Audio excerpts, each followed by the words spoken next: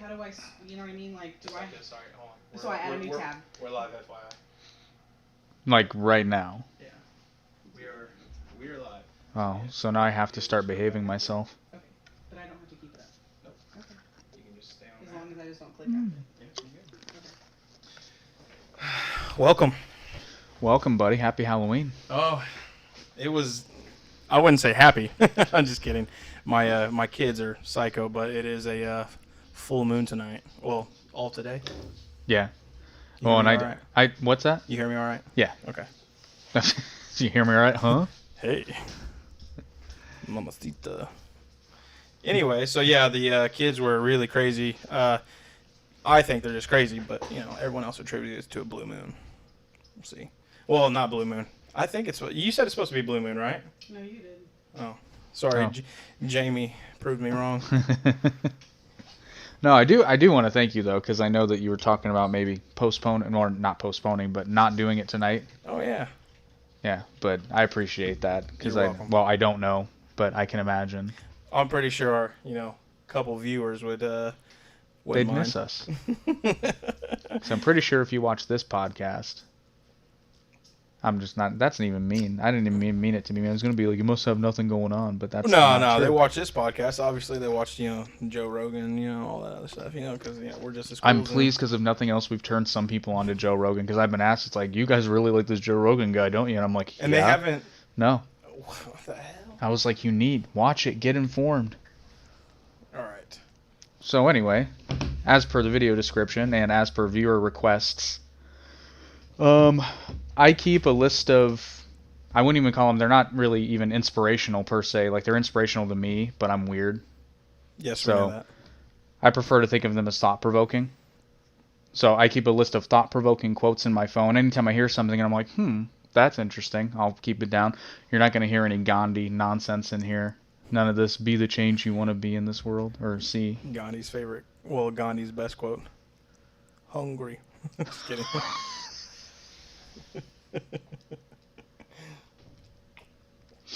I remember watching that movie. I think we were in English class. Gandhi? Yeah. What was it? It was the. You remember back in 9th grade, they thought that I was slow because I was being lazy in 8th grade. No, but I could have told them that. Well, yeah. I mean, I'm just saying. But anyway, they literally sent me to Blue River Career Center, and then they was like, "Why are you here?" For credit lab? No, it was back in 9th grade when we first started. But anyway, so we watched. I was in the other English class with. She had black hair, fat, short. I want to say 9th grade, maybe 10th grade, possibly. Yeah, I'm pretty sure it was 9th grade. I don't even remember. I don't remember her name either. But we watched Gandhi in there, and then we also watched the Romeo and Juliet, the old one, where they showed the boob. That's what I took away from that movie. That's what Shakespeare had in mind, some side boob. Yeah, and it was not the Leonardo DiCaprio. Was there boob in that one? No, I mean just the updated version. Okay, yeah, I didn't think. Yeah, because man, as soon as I sat down and started talking, that got me kicked in. Again, I had to tell people. They said, "You guys had a rough podcast last time," and I'm like, "Yeah." In his defense, his edible kicked in like 5 minutes before we started. Man, but those few times I was laser focused. Yeah, you were on it. But speaking of Gandhi, I prefer Gandhi 2 for any of those that have seen UHF. Gandhi 2? Oh, have you not seen UHF? No. Oh, dude, it's Weird Al Yankovic, right? Mm-hmm. Okay, he made a movie back in the day called UHF. And oh, I know what you're talking about. Okay. Yeah, I'm pretty sure I made you watch it. There's a second one? No, well, it's a parody movie in that movie. But it's hilarious because Gandhi 2 was about how he's going and getting revenge. And it's just hilarious. He's getting his revenge. He's getting his revenge. And it's like, oh god, what's the tagline of the movie? Gandhi 2, this time it's personal. There's a scene where he comes into the steakhouse with two models and he's like, give me a steak, medium rare. It's like, oh shit. But he's Hindu. He can't eat beef. Steak, medium rare. He's like, give me a steak, medium rare. That's funny. And then he whips out a machine gun. It's hysterical. I know there's a bunch of movies that use this, but that'd be really great if they have them take a guy and throw him out, be like, no ticket. There is a great moment too during the because it's a fake trailer for the movie that's going to premiere on the TV station. He punches a hole in a guy's chest. Did you hear Sean Connery died? Yeah, I heard that today. Such a It shame. was very unfortunate. So what was the discussion tonight? Oh yeah, we're getting to the quiz-oats. Oh, nobody's watching. We have Fantastic. one Oh, we concurrent have viewer. one. And is it concurrent? That's what I was going to do was, I already shared the live link, so. Live links, I remember that at 2 a.m. in the morning. Live links. Yeah. It was, Oh, was that one of the phone things? yeah, it wasn't like the girls, like trying to get you to call in to have sex with them. It was like people talk to each other. Oh, on it. that's right. Yeah, and then after like 10 free minutes, they want to charge you like $9.99, and I don't know anything about this. I was gonna say, how do you know about 10 free minutes? I That seems awfully generous. I made a check off there one time. It was very awkward. I never did it again. That sounds very generous to give you 10 free minutes, though. Well, yeah, but the thing is, the way it worked, it took a long time to contact anyone. It took 7 minutes on the call. You didn't get 10 free minutes with the person. Oh. Yeah. I'll never forget the first time I saw an ad for one of those like phone things, but it was for gay men. But the weird thing is, it didn't start out obvious, right? Like usually they start out really obvious, but this one was like a lot more, pun intended, closeted. Yeah. And then finally, about halfway through it, you realize you're like, oh, this is for FYI, we can't like have like any videos or anything like that playing because we could get copyright strikes. I'm not playing it. Yeah. I was just letting you know, just in case. But we're teaching Jamie. Yeah, Jamie's in training. Jamie without the laugh. He doesn't even have a laugh. No, That dude he's is just- like so No, dead. I'm thinking of Rob Deerdeck. Oh, that's Have you seen Ridiculousness on MTV? Out like once. Gosh, it's Chanel. it's Chanel West Coast. I know it's very much more high pitched, but I don't have that. Oh my god. Anyway, so Oh, I'll let you get to it. Yes. The title of our video. This is what the big man's going to talk about. Words of wisdom. Ooh. Quote 1. And I'm just going to read through these and then we'll discuss briefly. And then if anybody has any questions or oh, this is another thing I wanted to do, and I didn't tell you this beforehand. If somebody's watching this not live and they have a question or a comment about it, feel free to leave a comment on the video and I will get you a response. Oh yeah, absolutely. Somehow, some way, in a comment response, or if it requires more than just some text, I'll record a video and Eric will upload it and we'll take care of that. But anyway, the first one. It seems to me that if you or I must choose between two courses of action or thought, we should remember our dying and try so to live that our death brings no pleasure to the world. John Steinbeck, East of Eden. I like it. I know, right? The first time I heard that, I was like, that's deep. Read that again. And I'm dyslexic. I'm got two words out of order, so Dyslexic. That's good. dyslexic. That's been a phrase I've bounced around for years. My mom's dyslexic. Yeah, I think I am a little bit because I do this a lot. I'm really bad with numbers, though.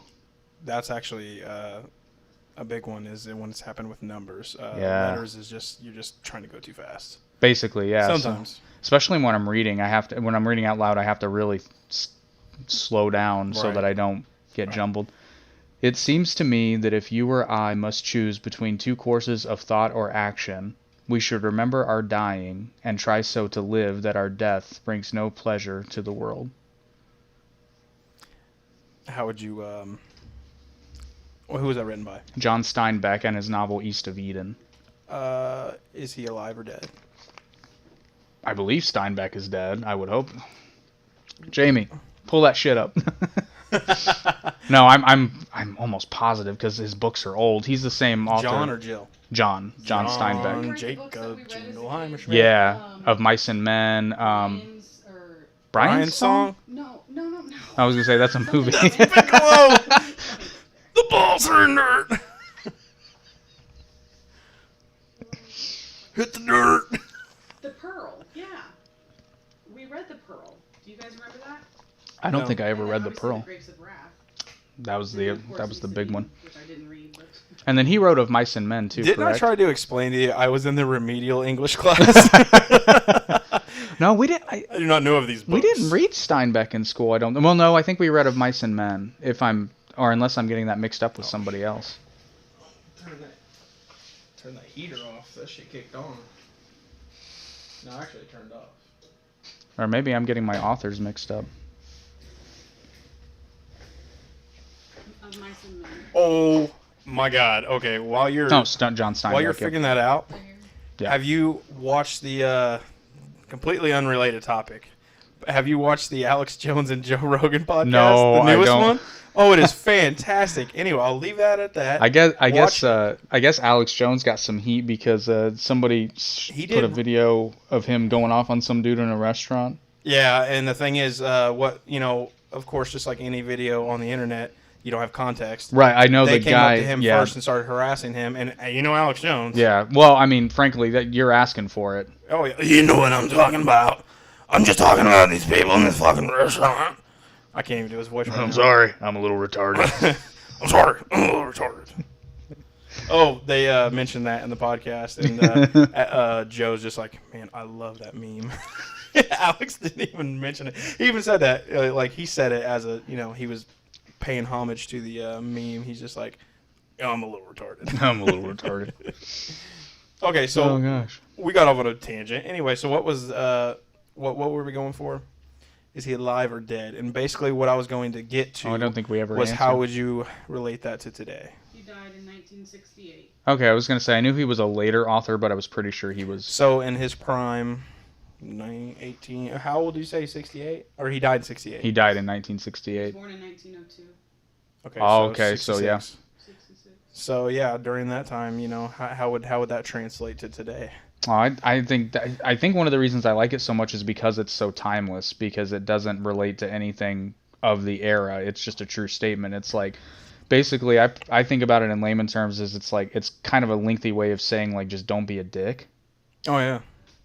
and like think before you do something, think before you do or say something. And I see that a lot now, especially because it's like I see a lot of people that are just unnecessarily mean to other people.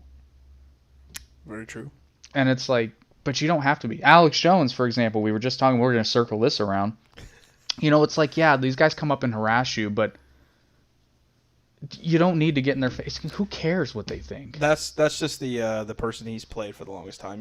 Yeah, I know, but I don't. That's what sells, man. I also don't think he's playing. No, I think that's him. He's legit crazy. Oh, yeah, that's what I'm saying. I like him, but he's legit fucking crazy, bad. But I mean, shit, geez, crazy. you got to think about how many times some jackass has come up and said something to me, and it's like, if I get in their face every time, I'd be in a lot more fights. You think? Probably been arrested. Or instead of In the hospital. let me see, or your best friend tries to beat up on you as we're walking into the school. I We won't get into that. I just thought we were having fun. He Rex Kwando'd me, and I just threw a kick backwards, and I'm apparently glad you remember the Rex Kwon Do, because the thing is, I was just like, after that, I don't really recall much because I was just like, brr. So, okay, so we're going to tell the story now, I guess. So he Rex Kwando's me, just messing around, and I'm just messing around too. I just throw my leg back, but apparently he's directly behind me, and I got him right in the nuts. Right in the chip shop. Right, I mean, like It was the perfect hook kick. dead. I thought I was like maybe gonna tap your thigh or No, something. it was It went right back, and then I that was turned the around. easy button. I turn around with a smile on my face, being like about ready to make some comment, and then there's a fist flying at my face, and followed by "I'm gonna beat your ass!" Bam! Did you ever hear Anthony's rendition of that? No, I'd love to though. He said, you remember those headphones I used to wear? They'd be over your ears and then wrapped around the back of your neck. I think they were Sony's.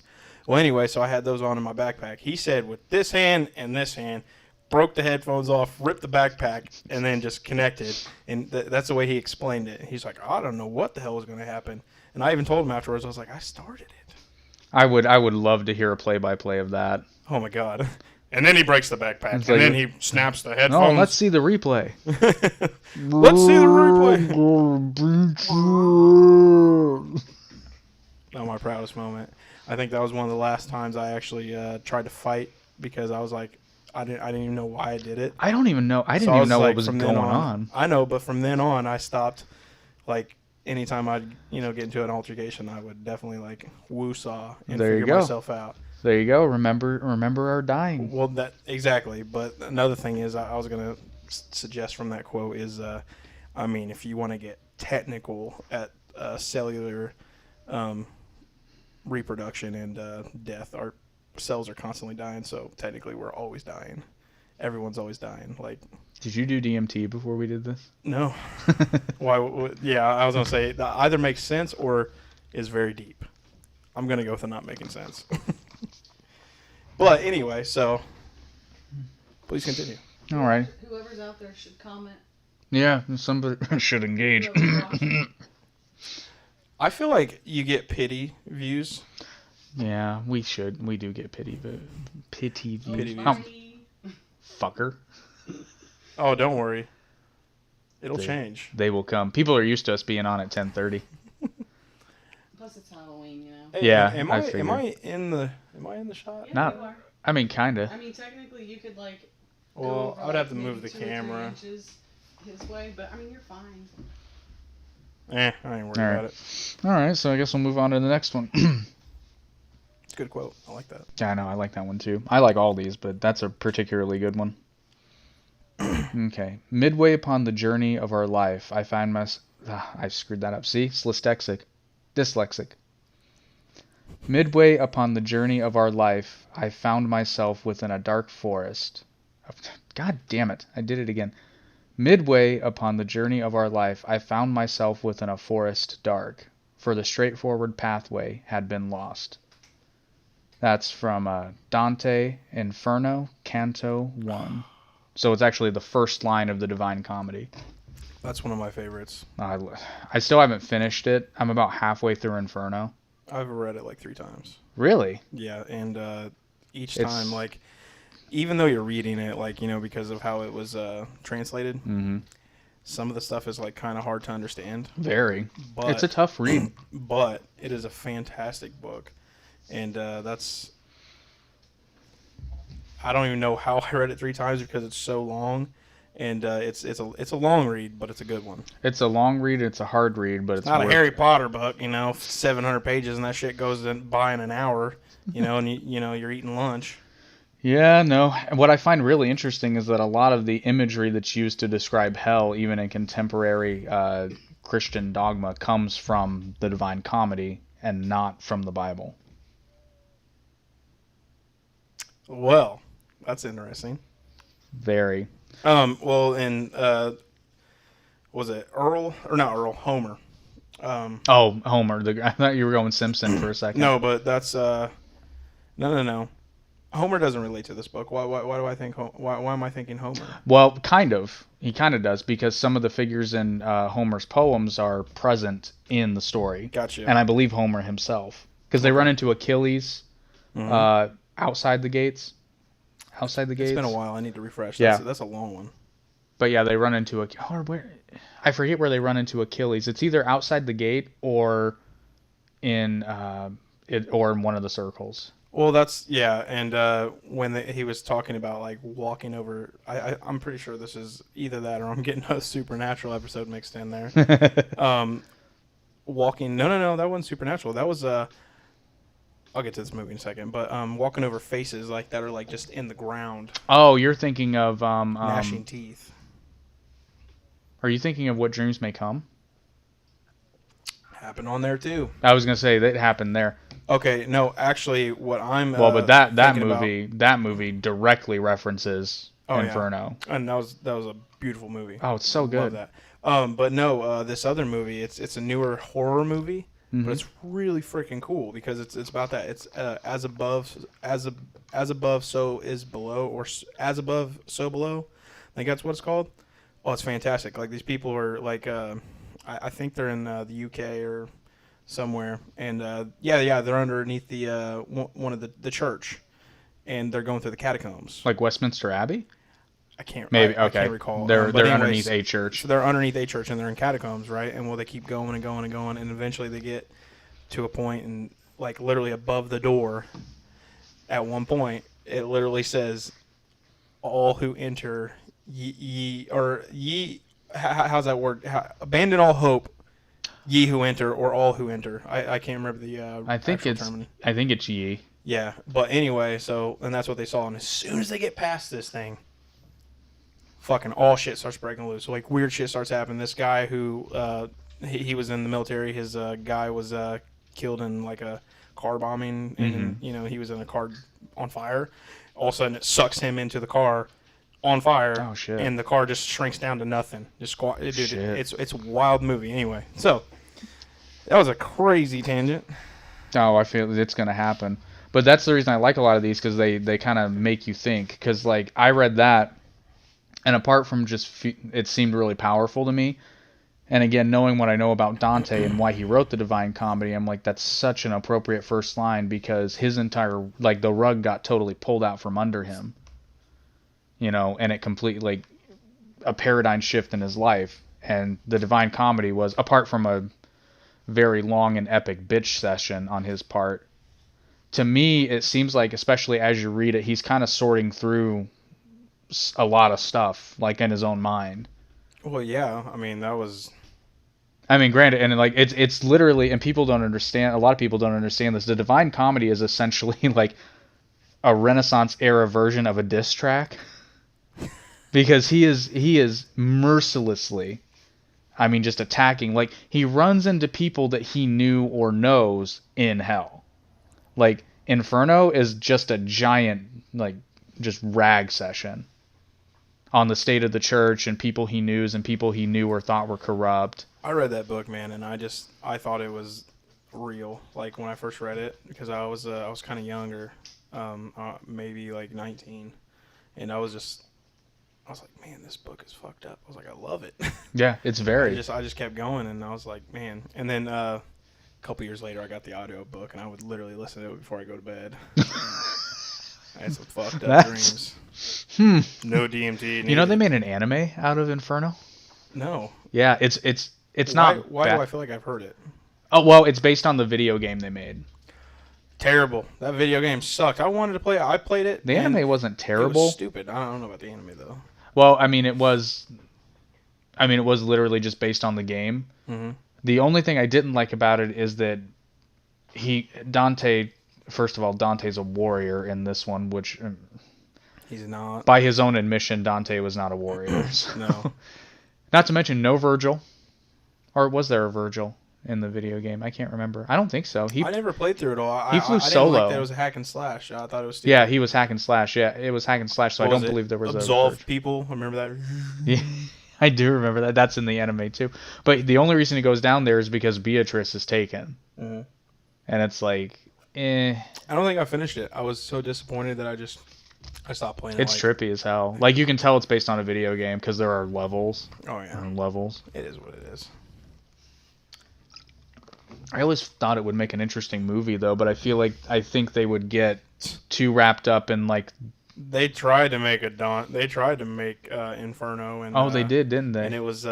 Dante's Peak? Hank. No, or not Hank. It was Tom Hanks, remember?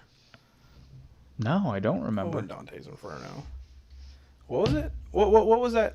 Dante's Angels, Peak? Angels and Demons. Angels and Demons? Yeah, they made a trilogy. The Tom Hanks they movies. reference Inferno, but I mean actually. I know, but like, the stupid names. It's like you can't use that name and not expect people who know the book and whatnot. You know, I was like, you guys changed up completely. Oh, they did make Inferno, but You're it right. wasn't. What was it? Dante's Inferno? No, it was just Inferno. It was just Inferno. That was one of the three movies. There was three. Yeah, it was Inferno. Angels and Demons was awesome. And then something else. Ewan McGregor stole the show in Angels and Demons. Oh yeah, it was fantastic. And at the end, I was like, they were good movies. I was like, oh shit, he's the bad guy. And how he like brands himself. I'm like, damn. Yeah, that movie was no joke. So yeah. Anyway, I also feel I read that and I envision that it's like, it just seems like a midlife crisis to me. Which I'm sure Dante was going through at the time, because he wrote Inferno when I think he was in his 50s. Or 40s or 50s. He was older. Even 40s or 50s, I wouldn't say that's midlife. Well, it is now. Not then. Well, When he wrote the book, what wasn't life expectancy like maybe 30, 40? no, not during the Renaissance. It was older than that. Oh yeah, because they were cleaner. Yeah, they finally kind of realized that, hey, if we don't sit in our own shit, we don't get sick. The greatest thing ever to be invented was antiseptics. Well, not quite yet, but I know, yeah. at least they had the sense to wash. You're telling me if I rub this with my body, I won't smell? Oh my god. All The right. Da Vinci Code. Yeah, that was the first one. That's what it was called. Also a good movie. A little Yeah, a little Da Vinci out there, Code, but whatever the second one was. Angels and Demons, And then Inferno. and then Inferno, which I I haven't. thought it was blah, Inferno, and then Angels, Demons. Maybe. I don't know if it's chronologically that way. I don't know. Was Inferno a prequel? I don't know. I can't remember. I don't know. I just like how they go through the symbolism and it's cool stuff. I like the bit at the beginning of the Da Vinci Code where he's going through like the famous symbols and everybody's getting them wrong. Dude, you have a fantastic memory. I remember no, a I lot don't. I have a terrible memory. I just remember stuff odd. you really I remember liked. not even that. Song lyrics, like they just get stored up here Yeah. against my will. Well, that's like after you start learning music, like musical instruments, like Somebody's just name, remember stuff. somebody's name who I just met and is looking right at me, right, gone. And you're like, shit. and I'm I like, don't want oh to fucking god. say this, man. Oh man. Yeah. I hired. How do I get them to say their name? That's I hired. thing. You're I like, totally hired a new employee, and I've forgotten his name like 4 times. I finally got it now, but That's when you start calling him Frank.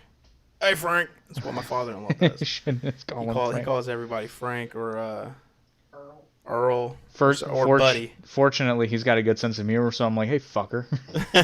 And he's like, "Yeah, Hey, boss." He's new like, guy. "He's like, yes, boss." It's like, chill out, motherfucker. Alrighty. Yippee-ki-yay. So, fair warning: a lot of these quotes are going to come from Dr. Jordan Peterson, and many out of this book. He's not a fan. No, I hate that guy. Never has anything good to say. Bastard. All right, so this one is from Dr. Peterson himself. Don't sacrifice who you could be for who you are. I like it. And you say that to most people, they're like, whoa. Yeah. Totally Bill and Ted moment. Whoa. See, that's how easy to get off on tangent. I was getting ready to start talking about Bill and Ted. Go for it. No. Anyway, so about who you don't dwell on who you could have been. Don't sacrifice who you could be for who you are. Gotcha. Don't get in your own way. Yeah. That's very good because the thing is, you'd be like, oh, I could have done this, I could have done that. It's like, why do you fret on what you could have done when you've already done it? What are you going to do? Well, and he elaborates on this a lot because this isn't even one of his rules. This is just something I think I saw in a video he did once. But he's so level-headed and chill, and the way he Right. speaks, it doesn't matter who you are. You just immediately like, I get it. You're drawn to it. He does have a very distinct voice too, but Yeah, I mean, he's very soft-spoken, so like he makes Yeah. you listen up. You're like, I like how he's so intelligent in the way he speaks, but he doesn't talk down to people. mm-hmm. Which I feel like I don't dislike Brett Weinstein, but it seems to me like he can do that occasionally. Is like if somebody's asking him to clarify something, it's almost like it annoys him a little bit.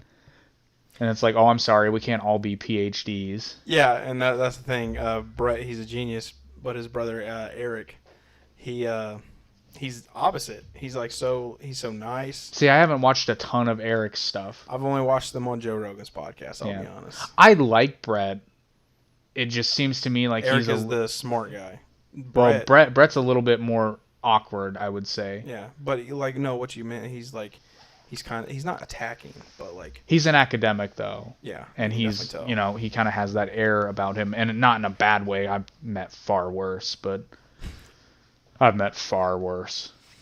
I hate people that think their shit don't stink. Oh, I mean, I've met professors that were far worse, and it's like, oh, excuse me, I'm sorry, I'm in your class, and I don't understand this yet. Yeah, and it's like if I'm in your class and I don't understand it, whose fault's that? Precisely. And these were usually the bad professors. Depends, if the kid doesn't pay attention, then it's on him. Oh no, but I'm talking about in the middle of class. And again, it's like that's usually the bad professors. Mm-hmm. The good professors are the ones that don't talk down to anybody. And will help you understand it because they understand that everyone is different. Oh God, that was several. Several. Mm-hmm. Alrighty, here's another Jordan Peterson one. And this one, I'm actually... So another thing we're going to start doing is if we reference a video or an article, we're going to try to link it in the description after the live is over. And this one is because this video changed my life, where I got this quote from. This is another Jordan Peterson one. What you most want to find will be found where you least want to look. That's, man. That, and he elaborates more on this in the video, and I highly recommend you watch it. We will have a link in the description. He talks about how one of the stories of King Arthur, they decide that they're going to search for the Holy Grail, but they have no idea where to look, and they don't know what it looks like. They don't know where it is. They don't even really know what it is. They just know that it's the most valuable thing. Yeah. So they decide what they're going to do is each night, because you have the castle and it's surrounded by a forest. And what they decide to do is each night decides to enter the forest at the point that looks darkest to him. And he elaborates that the point of that is, and again, I'm paraphrasing him. The video is much better. So let's say you have something where you're too agreeable. You're not aggressive enough. And he goes on to say, and it's not even the fact that you're bad at confrontation, it's you actually, in your mind and soul, believe that it's wrong to provoke and to engage in aggressive behavior. But that's what you have to do if you want to straighten your life out. You can't sugarcoat things. You just gotta tack them head on. Well, but then by contrast, if you're somebody who's hyper aggressive, and maybe you view things like compromise as a weakness. Oh, sorry, if you want to turn your life around, that's where you need to go.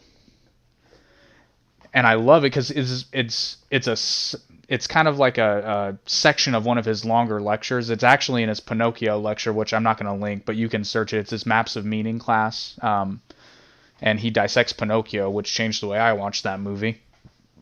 Yeah, I highly recommend it. You explained that a couple of... Well, you didn't really go into super I detail, touched on it. Yeah. But yeah. It's watch it and then rewatch Pinocchio. It'll change your life. Well, I mean, this is kind of relatable. It's actually how you explain the Pinocchio scenario. You watch this and then you watch Pinocchio and it's a completely different story. I have not watched the documentary yet, but I think it's called The Social Dilemma. Have you heard of it yet? I haven't watched it yet. And I kind of want to watch it now because I listened to a little bit of the Joe Rogan podcast. I had a... where they're talking about Oh, yeah. I started listening to that yesterday. But no... So, basically, my friend, he was on social media quite a bit, and Jamie knows him. But he deleted all his stuff because he said he watched that and it made him change how he thought about social media. Yeah. And, honestly, on the podcast with Joe Rogan, the little whippets I took from them was them talking about how when social media really started to get big, which was around, I mean, it's been big for a while, but when everybody started doing stuff was right around 2012. Yeah, I could see that. Well, that's MySpace and everything existed in 2006. I'd say that's when corporations got a hold of it pretty hardcore. It turned differently. Yeah, and they started marketing it towards people who are that's just it. They started marketing it. Yeah, and it wasn't just a platform. Here yeah, you go. Have fun. We miss you, Tom. It's not just necessarily about what social media has done to people. It's actually the algorithms and how they've gone out of their way to design it. Have you watched the? I watched a portion of it and then it just freaked me out. I couldn't watch it because they literally they had people study it and design it around the human brain's reward centers. Yeah, that was let's move over just a little bit towards you, or just pull towards you. I'm way out of the camera. We were on the Lift crack. Your side over there we go. Is that better? Am I in the camera better now? Okay. My head was halfway out of it. We have a new camera. By the way, we have a new camera. Yes. If you haven't noticed. Says 4K, but I'm It's calling not you bullshit. 4K. It is 4K, but I mean, just because you have a resolution of 4K It is doesn't 4K mean... because you got 4,000 pixels, I bet. Did you hashtag that cat? No, not yet. Damn it. Oh, too late. You didn't. You ran out of. I ran out of tags. Yeah. So, honestly, our tag game should be strong. Yeah, our tag game should be strong. But yeah, I wanted to touch on this because I mean I cannot stress enough. That video literally did change my life, and it's on it's on my playlist of all things. So like I'll be listening to music and it'll randomly come on, and there's a couple of Jordan Peterson ones on there. But Use YouTube Music. yeah, no, just the regular YouTube. Oh. I'm cheap.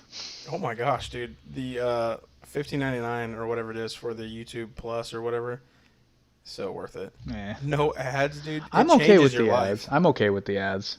I don't mind it too much. That's how creators get paid. Yeah, precisely. And I let those suckers run if I like the channel. But the thing is, though, depending on how many people you have, $15.99 a month, Yeah. Got a lot of suckers out there. There's one born every minute. No, and this was it wasn't that long ago. I'd say it was last year. And I was not really going through something, but I was in a period where I was like really kind of reevaluating a lot of things. Mm-hmm. And reevaluating like not who I was, but basically how I was going to behave, I guess. And it made me just really, really think, and it got me going down this rabbit hole of self-improvement to a point, but kind of weird. Like it got me interested in trying out things like shadow work, which is a form of meditation. And this is Jordan Peterson too. He's got another kind of routine that he does where he talks about how like kind of the first step to really changing yourself in the world is to recognize that not only is every person capable of being a monster, but you already are.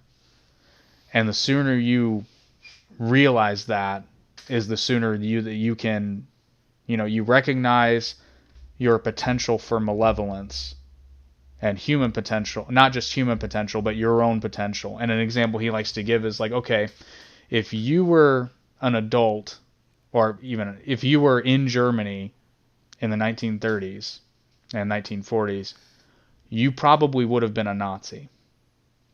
Statistically speaking, you would most likely have been a Nazi. Oh, yeah. And if you were a guard at a concentration camp, in all likelihood, you would not have been this virtuous person. Now, there were people like that, but they were exceptionally rare. Did he do that? Yeah. Oh, but no, yeah. But it's not pleasant to think about. No. Because nobody wants to admit that. Nobody even wants to think about that. But when you do, I mean, it sucks. It's not fun. But I'm sitting here, and there's a reason to this. It's not... So he has another phrase where it's like, in order to achieve the highest good, you have to have at least been touched by malevolence. And he cites Harry Potter as a good example of this. Because Harry Potter is not a good kid. We should have hashtag cats. I did. I changed one. Oh, shit. Hi. How you doing? I just noticed. Oh, I just got fired.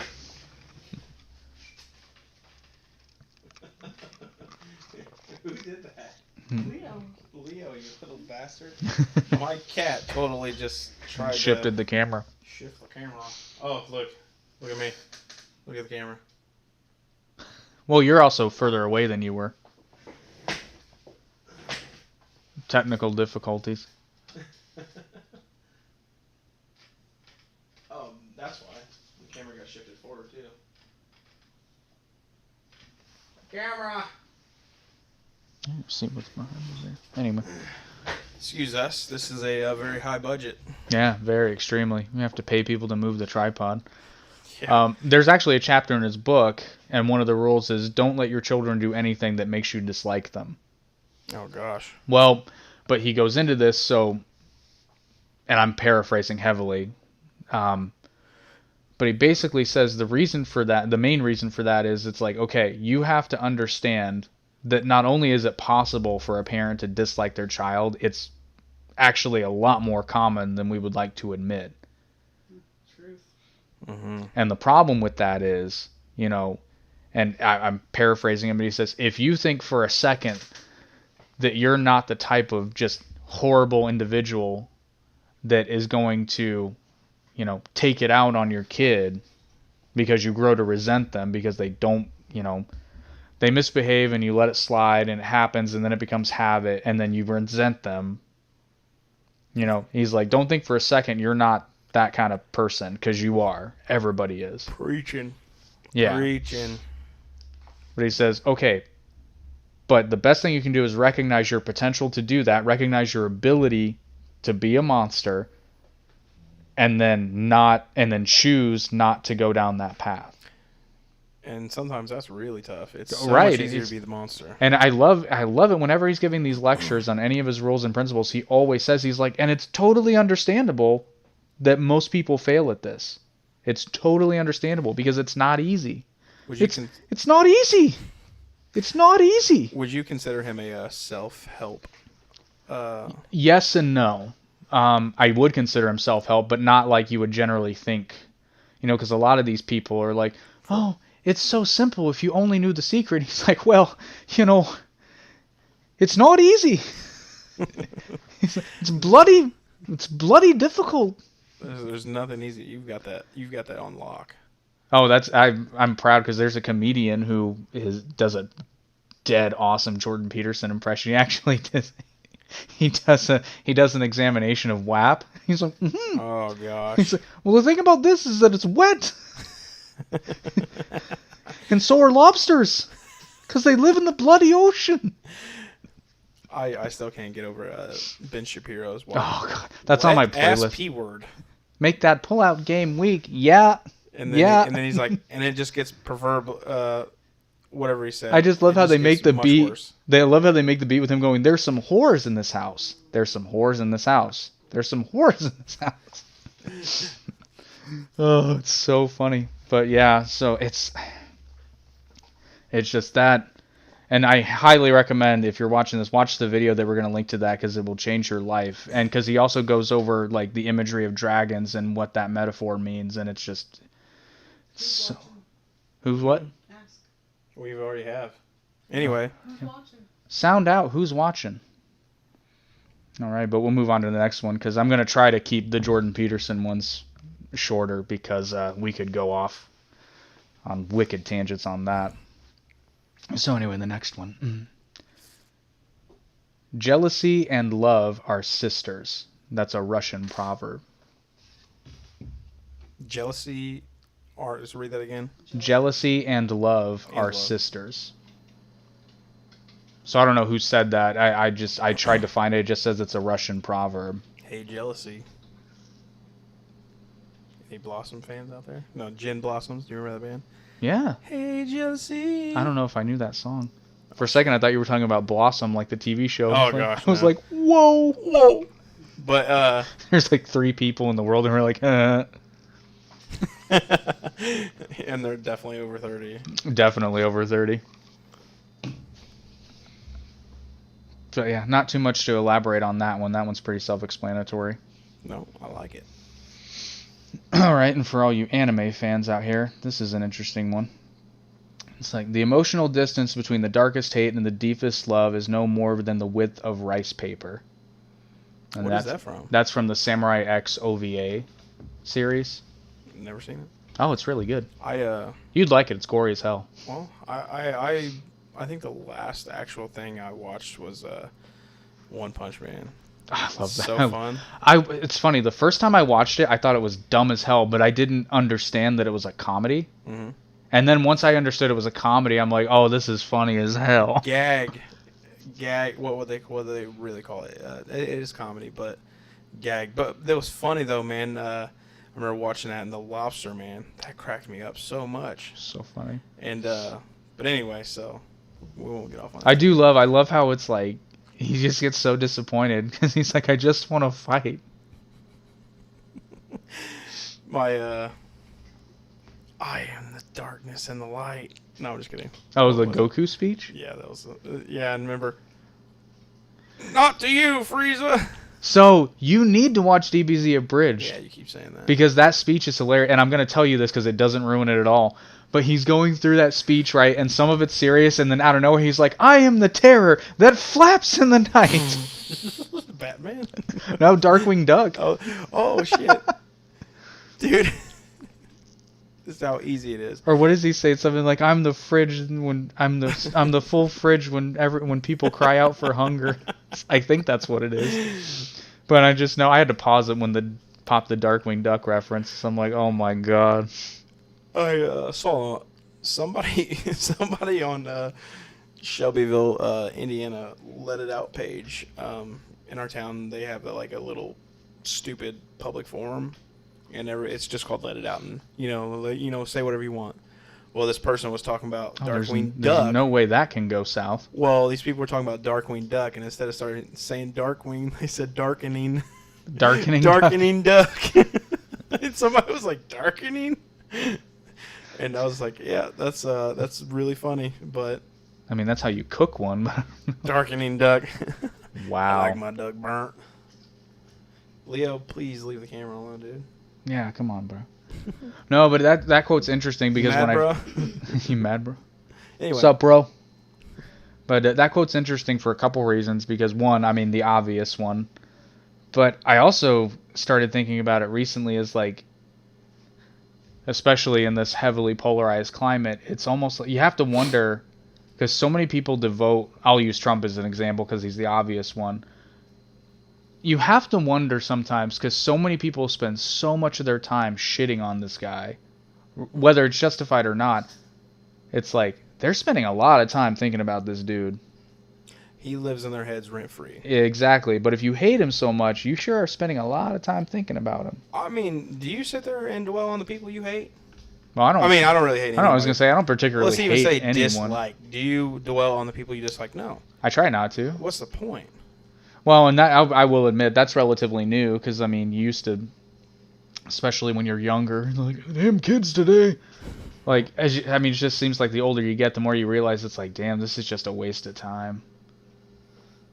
Absolutely. Like Joe Rogan put it perfectly. He's like, I just don't associate or even pay attention to those kind of people. I got too much other stuff to worry about. Yeah, except when he's live and he has hecklers. You have to learn how to deal with them. Yeah, but I mean, somebody heckle me, please. Yeah, right. I will shut that shit down. I won't even shut it down. Just be like, okay, and your point is? I was Negan for a second. Oh, I will shut that shit down. What's my best Negan line? I loved it.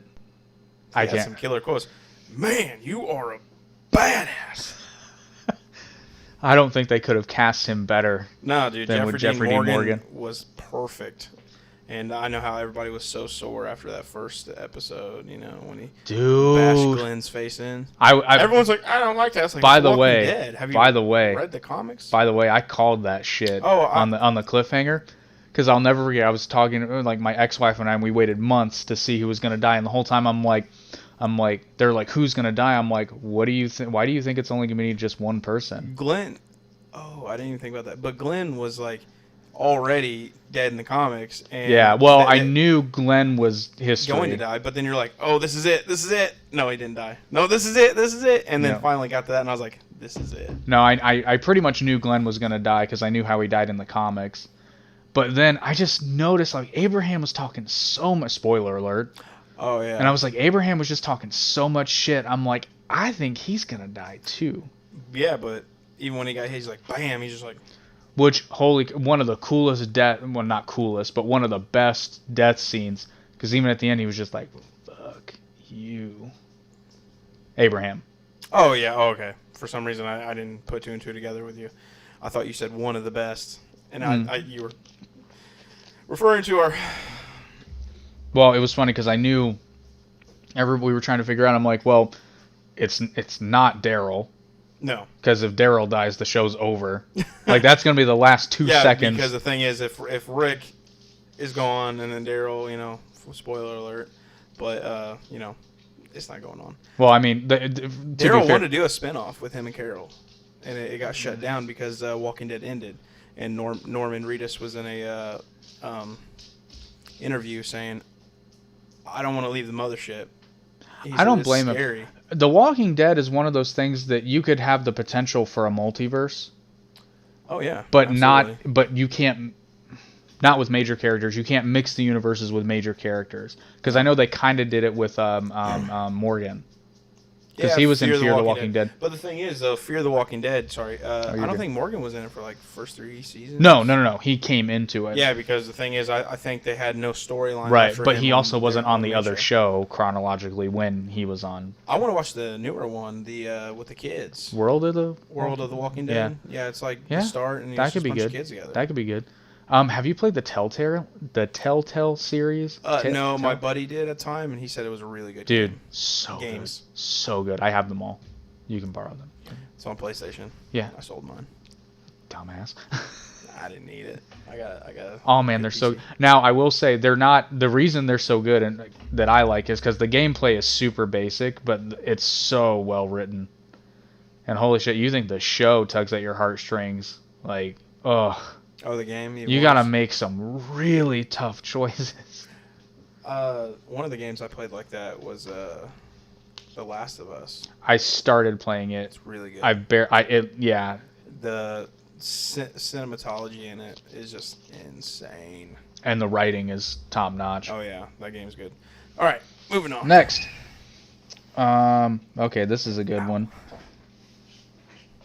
He whose life has a why can bear almost any how. Friedrich Nietzsche.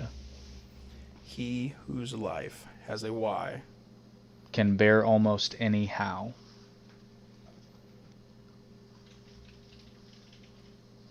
I am thinking on that way too hard. Too hard. I like it. It's just, I don't know. My mind's blanking. I don't know if it's the gummies or what. I'm the bad influence. Just means that you need to have a sense of purpose.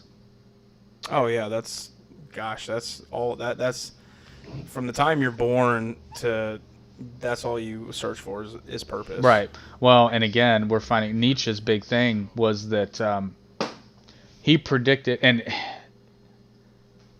I mean Nietzsche was an atheist, but a lot of people get the wrong impression. He was not a militant atheist. He just saw what was happening in the world and recognized that, okay, religion as we know it is kind of on the way out because there's been so much scientific advancement and philosophical thought.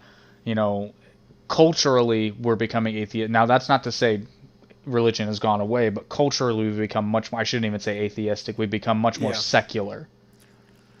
I think agnostic, however you say that. That is a tongue twister. Agnostic? I think it makes more sense. Because atheist is just what? Nothing. Right? Because agnostic means you don't necessarily... Agnostic literally means without knowledge.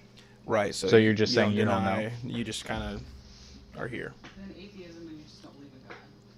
That's what I think it's a little more than that, but that's pretty much. Yeah, I mean essentially, and there's a lot of people that don't really know what either one actually means, so they kind of get lumped together. Yeah, people in capitalism and socialism. Yeah, well, but atheism's a tricky one because I don't really refer to myself to anything anymore because I realized atheism has almost become a religion in and of itself because of militant atheism. So I prefer to, but I don't, for me, agnostic seems like a little bit too much of a cop-out for me personally. Not saying being agnostic is a cop-out, but right.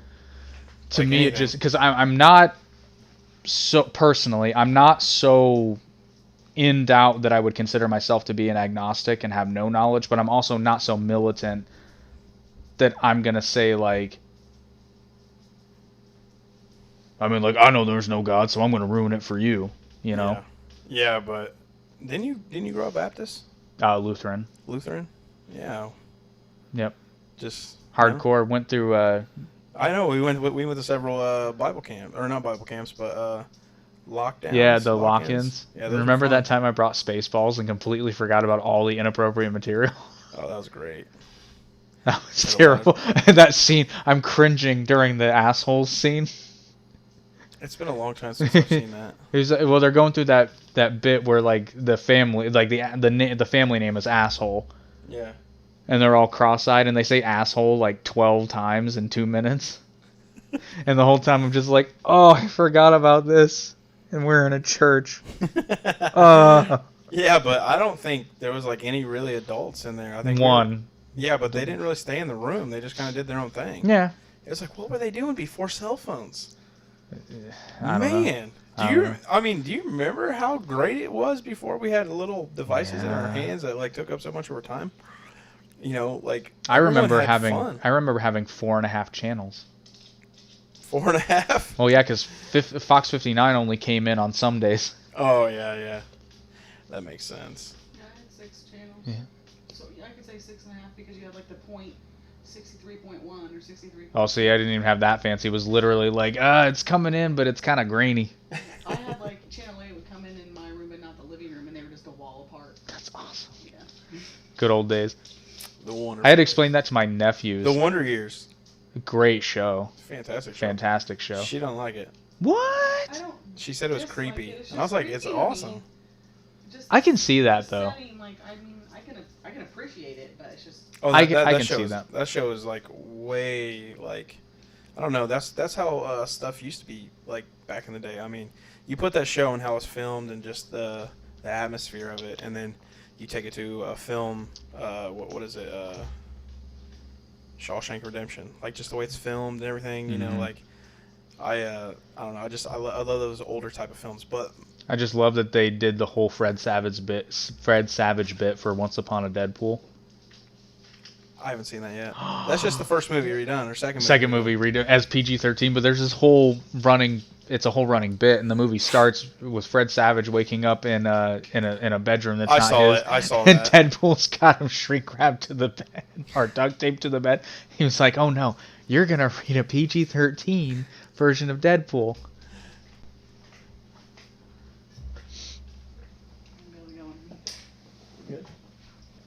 Ah! Look. There's a bat in here. Edit that out. There's a bat in here. Yeah. Yes. Did you put 2 or 3? I need a refill. Alrighty. I need the refill. What is that from? What's that from? What is that from? I need a refill. Need refill. Oh. Gracias, albino. And that's the bench warmer. Yeah, there you go. Gracias, albino. Gracias, Look at albino. all- Not get lost. Look at all those albinos. Yeah. I just and then he's like, I'm 12. Check my birth certificate. He's 12. That guy. Meow, meow, now. He's 12. He's got documentation. That's what he said. He's got documentation. He's got I remember documentation. that guy on Home Improvement. Oh yeah. Yeah, because he was a staple on the show. But man, that's such a good show. I can't wait Such for a the good new one show. to come out. Such a good show. Anyway, so let's get back. Next quote. This is another Jordan Peterson one. Which this one's a hard one to admit to ourselves too. But assume first that you are doing the easiest thing and not the most difficult. Not just that. I mean, that's very good, but that's like that comes with practice because Right. It some comes people with do practice. It comes with practice and conscientiousness. yes, because the thing is, if you're not conscious of your situation before you start something, you know, you're going to either do it the hard way or the easy way. Me, I'm putting together a TV stand. I always do it the hard way. Who needs instructions? Anyway, so I don't know Well, and why I that's went on also TV an stand. invitation to not throw yourself a pity party because you're perceiving something as difficult. Oh yeah. Because just because it's difficult, I mean, It's like, trust me, there's probably a harder way to do it. yeah. And honestly, you know, you want to pull your hair out already. You did it the other way. You could probably already pull your hair out. Yeah, but Hair not out. only that, so like, there is a certain, now again, take this with a grain of salt because there's also practicality to consider. Mm-hmm. And I'll use the example of me when I had my first house. I actually said, and I told and I did this, I'm like, I'm going to buy one of those old, like, manual lawnmowers. Oh my gosh! So I can mow the AstroTurf, bruh. I mean, pretty much, but I did it essentially to be like, I did this. basically. But then I realized something. They don't work very well when No. you're not on completely flat ground. They got to be sharp as hell too. You got to. And you kind of have to do it like every couple of days. Yeah. Because if the grass is too long, it just folds over and doesn't work. cut. Why Yeah. am I making the grass a blanket? So that that became an exercise in, okay, I understand wanting to do something difficult, but there is also practicality to consider. Indeed. But yeah, so never assume that you're doing the hardest thing. Always assume that you're doing the easiest thing, and then you can take it from there. Yeah, because I love that quote. Who is that? Jordan Peterson. Jordan Peterson. That's it's in here.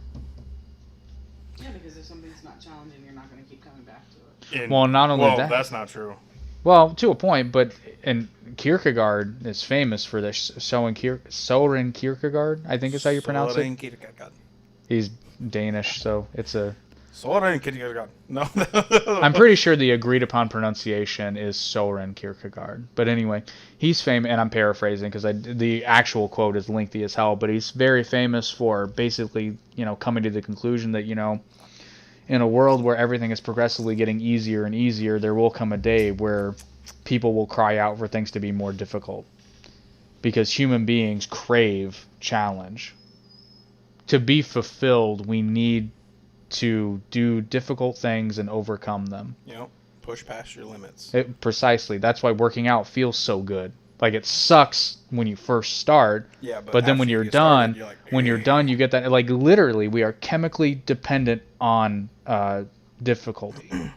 That's why you get an endorphin dump when you work out. That's why you get that endorphin rush and that reward center in your brain lights up when you do something difficult and you feel accomplished. Basically. Yeah. And even when you're doing it, like, fuck, we met at the gym. It's like, this deadlift sucks. This is not fun. Yeah, but the thing is, though, like, once you get used to it. You felt good after, though. Yeah, well, I didn't. I had to take a few days off. This was not after the deadlift. It was actually after another workout I did. Yeah, and then we did the warm-up. Monday this week, I did legs, and then I felt it really bad for the next. Today was the first day. Let's just go with that. And Monday was leg day. Yeah. Anyway, Tuesday was arms and shit like that, and I didn't feel nothing for like 2 more days after that, and I was just like done for. All right, go ahead. I actually took this last week off just because work was so crazy. I worked late every day except Friday.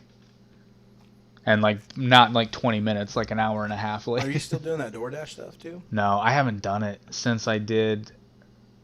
I think it was my third dash I did around Washington Street, and it was just awful. Yeah. It was terrible. I don't care for that type of work because it's just it's kind of scary. Man, if you go to Carmel, you're fine, and you make a ton of money. Like, I made $100 in 2 hours. Nice. Because everybody tips and everybody's nice and everything's right there. I had so many, Washington Street, everybody was rude, and one asshole didn't. I'm not coming back here. I made $2 on one, and that asshole didn't even tip, and I had to leave it at a park at night. I was scared shitless. I was the whole time I'm like, this is stupid. This is stupid. This is stupid. And then one asshole. I'm not even supposed to be here today. I think I said that, and then I laughed. And then one asshole had me drive I shit you not, it was probably 2 miles out of town to drop shit off at his house, and the fucker didn't tip me. Dick. Anyway. Man. Yeah, so that stuff should be just. Those companies need to take care of I agree. Their employees more. Assume the worst. Yep. You're technically not even an employee. You're 1099. Yeah, you're. But you're still an individual who. They're you can write that off on your taxes. That company, though. Yeah. That's true. Yep. But yeah, I agree. I will never, certainly never dash there again. I'm going to keep it strictly to the north side where people have more money than they know what to do with and are super lazy, so they will order a DoorDasher to bring something 2 blocks. There you go. It is awesome. Sounds awesome. Alrighty. Well, next I've one. never used it. So here's another. This one's going to make you laugh. This is directly out of this book, too. Old age and treachery can always overcome youth and skill. Indeed. I laughed so hard when I read that because I can just hear Peterson saying that kind of tongue-in-cheek. That's actually bringing it back to Joe. He had a podcast talking about, you'll have an older fighter who's, very skilled, but so is a young fighter, and the young fighter's very good. But the thing is, his age, the young kid, his age and inexperience in the ring makes a big difference. And the old fighter come in, maybe look a little worn out, and just just. Well, because you know how many punches it takes to win a fight. Depends on where you're hitting. Depends on the fighter. Yeah. It could only take one. That is very true. I've seen them. That's like who was it? I think Floyd Mayweather was on Joe Rogan's podcast. Oh, was he? I bet that was good. And he was saying that he's not the hardest hitter in the world. Nope. And it was like, obviously, but he goes, I will. Now, that's not to say he doesn't hit hard. Exactly. But as a boxer, yeah, his game is to wear, and that's arguably how he beat Conor. That was his strategy. He was going to wear him out. Oh, that was a hugely politicized, I mean, not necessarily politicized, but polarized beef. Him and Floyd. That was wild. Oh, I'll tell you right now, there's no bad blood between them. They'd fight again. I'd love. Now, there's some whispers of Mayweather wanting to get into mixed martial arts. Probably because he was all excited, but then it's like, dude, if you would have fought him in if you would have fought him MMA, Conor McGregor would have Conor would have won. Now, and they're not going to, just because he knows how to do that. Well, right, and Conor was out of. That's why I gave Conor props for doing that, because it's like, could you imagine if he'd won though? If McGregor had beaten, his ego would have been huge. Justifiably. I can see how that. He's like, I'd never boxed before in my life, and the first time I did it, I won. And I came in your ring, and I beat the best boxer in the world today. He would have sounded like Trump. I'm not even a politician, and I won. I remember he said something like that. He was it was the best fight of your career. It was huge. Huge. It was huge. I love it when he there are so many videos of Conor's trash talk, and I love it because you can't really argue. I think my favorite one of his was like, I forget who he was fighting. It wasn't Khabib. It was Aldo, I think. I don't know. It was the press conference. I believe it was Aldo, and he's like, you're gonna go home, tell your wife tonight, bust out the red panties. We're millionaires. We're rich, and then come to the fight and say thank you.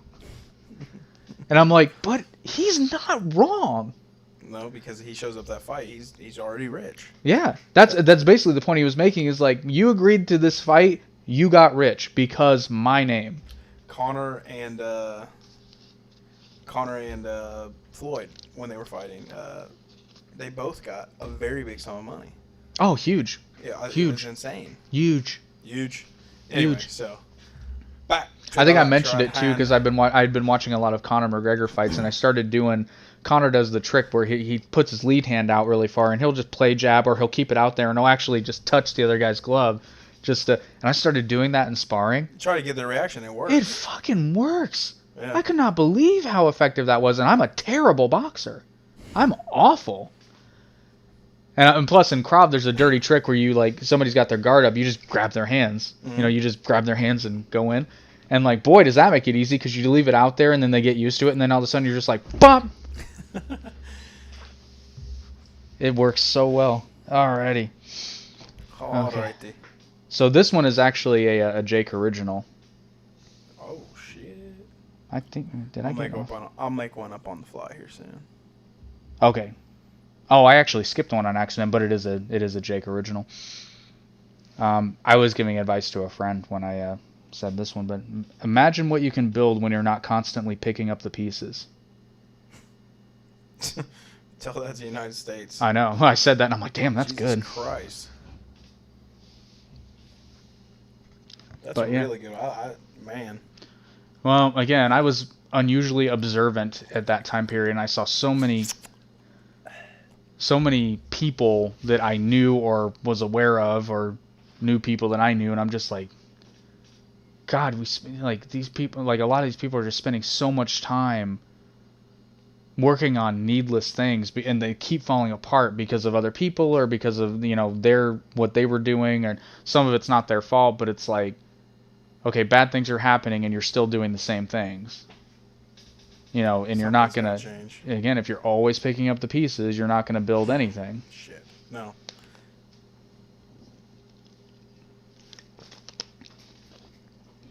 But yeah, so that one was a Jake original, followed by another Jake original because I messed up my order here.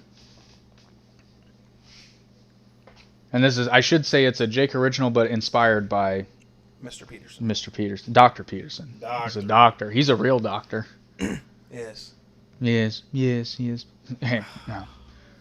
Which, actually, I should clarify. This is kind of my version of one of his rules, which I believe is Rule 10. It's be precise in your speech. But my quote is, pay attention to the words people use. They're a window into their mind. They are not trivial.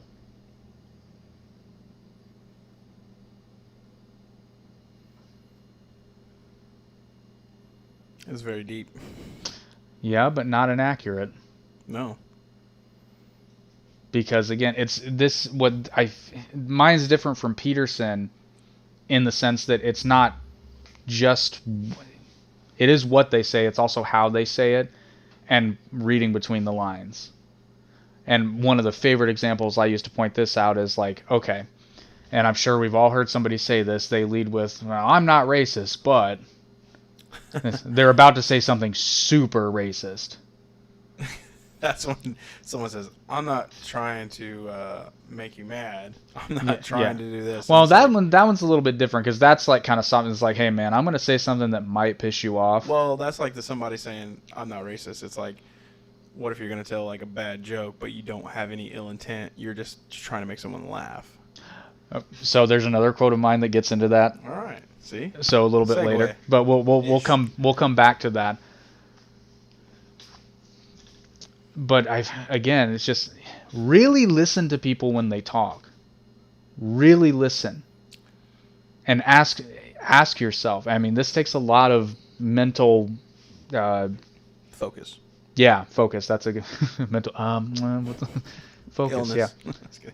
Well, not only focus, intent. You have to intend to listen, and this helps a lot in politics. Yeah. Because this is why I'm listening to what they're saying. I'm not just letting the words flow in. I'm listening and I'm asking. I'm like, okay, what did he mean by that? Or what did she mean by that? What do they really mean? Yeah. What do they have to? Yeah. You know, what are they saying, and what's the intent, and what are they not saying? Well, that's even harder because you don't know. Well, and I'll point to a perfect example. I'll use the fracking thing. They both vehemently said that in the past, they said that they would, had their way, they would ban fracking. And there's an argument to be made there. Who do you mean by they? Kamala Harris and Joe Biden. Okay. There's an argument to be made there. From an environmentalist perspective, you would want to ban fracking. Eventually. Well, not even eventually. So let's really, and again, this gets into the quote that's going to come later, is, okay, there are negative sides to fracking. So there is a legitimate argument for banning it. Let's hear it. But we're not just having, well, I mean, it causes harm to the environment. It causes tectonic shifting. Yeah. But what they're unwilling to do is have a conversation with people that are pro-fracking and do a cost-benefit analysis. Because the truth is somewhere in the middle. But here's the thing, and this is why I respect the fracking industry a little bit more. Because Isn't fracking for natural gas? Yeah, for the most part. You're breaking into the plate tectonics and they're sucking out the gas. But even the companies that do fracking admit that it's not perfect. Yeah. And they're trying to improve on it every step of the way. Now, of course, there are some people that are just greedy assholes and they don't care. But I think, I mean, all you have to do is look at the industry. It's getting safer all the time, but that's beside the point. So, but they've both publicly said that they would support banning fracking. I mean, this is not, it's indefensible. They have video evidence multiple times in some cases. Yeah. Like you and said. they were just like, blah, spit it out. And it's like, okay, well, you can't say that you did, but you didn't, or, vice versa. Right. So the point of this, though, is on the debate stage, they have both denied this. Oh, even Kamala did? Yeah. Oh. Even though... I remember Joe Biden did. Yeah, Kamala did as well. Even though they know it's 2020 and we have cameras and YouTube and the internet. And yet they still... Now, okay, so what's the intent here? The intent, and this is why I generally speaking dislike the left, because, I mean, they just do this. They are playing and pandering to whoever they're speaking to at the time. It's about votes. Right, it's about votes. But the problem with lying is you have to remember your lies. Lie. And that's the hardest part about lying. But they're to the point that they don't even care, because as long as whoever they're speaking to right then and there is happy with their answer. And that's what that's what we've been deduced to. Well, and again, so here's, if someone's a little bit more discerning with their questioning, they would say, okay, like you've said historically, like, do you oppose fracking? And they say no. And then all you have to do is say, well, why did your answer change? Exactly. That's all they have to do. That's because the all thing they is, have to do. Most of these people, it's context. Oh, I got you. That's the climate we live in. It's not a gotcha. I want to know. First of all, I want to know what your stance really is. And right now I have no reason to trust you. Yeah. Because of what you've said on multiple occasions is not the same thing. No. So which one's true? But now, I even doubt your answer to that question. Because I've seen historically your trend of just trying to placate whoever you're talking to. So how do I know? Well, that's a good one. But it's like, so how do I know you're not just trying to placate me at this moment? Dude. I'm just going to say another thing by Joe Biden. When he did his... I can't even do it. Turn us under pressure. Have you seen that? Yes, I have. I know what you're talking about. I about had a heart attack. That was like the first thing I saw today. But there's another example of what I'm talking about here. You know, all of a sudden he's talking to somebody who should fit into the narrative he's pushing, but then he doesn't. And he reacts, I mean, I would say in a racist way. Oh, yeah, absolutely. He's sitting there saying, you're not black. It's like, well, that's an absurd thing to say. Well, and I'm pretty sure it was taken out of context, but the stuff he said back in the day about wherever he was at, being in a jungle. I don't want my kids to grow up in a racial jungle. Yeah. That's the quote. I don't know if that... I mean, it's pretty hard to take that out of context. That's pretty difficult. Maybe it was something else I heard.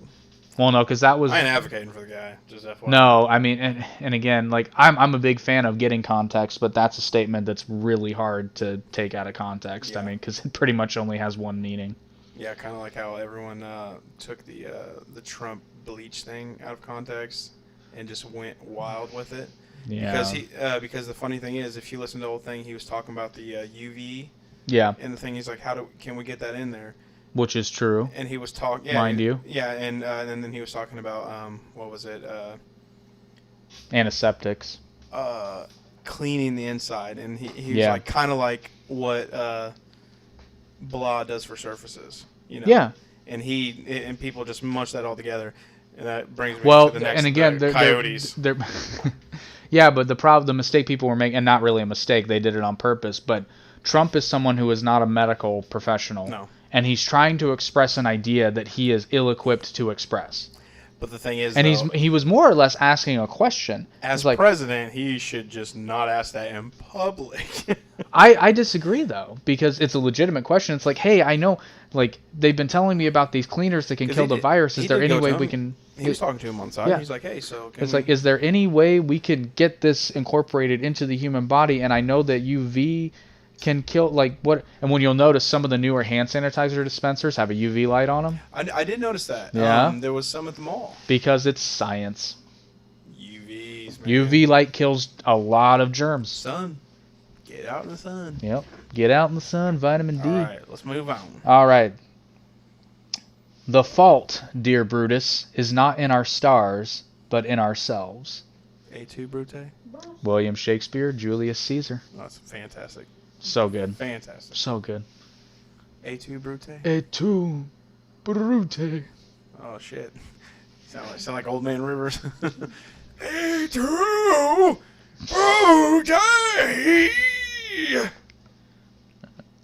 Why did I sound like somebody? I'm not... Oh! The Justice League Now. Do you remember that? Justice League Now? Oh, Justice League. Yeah. We watched that all the time. Was it Justice League? Action League Now. Action League Now. Sorry. Justice League. Oh, jeez. Yeah. Oh, jeez. That's kind of like, I don't know why that voice reminded me of him, but I love Action League Now. That was such a good show. Anyway, it was such a good show. But yeah, so that's basically like, You know, and I'm trying to remember another kind of like, not layman's term, but a more direct way to say it is it's like, if you have problems, not saying it's always you, but it's probably you. Something you're doing or something you've done or something you're not doing, it's probably you. Now, and then there's some quotes that come later. Now, granted, unless you have kids. But John Green turns that phrase on its head in his book, The Fault in Our Stars, because that means, like, the whole point of the book is that these kids have cancer, they did nothing to deserve it, so the fault is in their stars.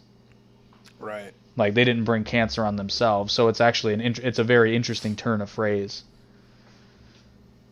But basically, old Shakespeare was just saying, it's like, nope, you guys killed Caesar and you done fucked up.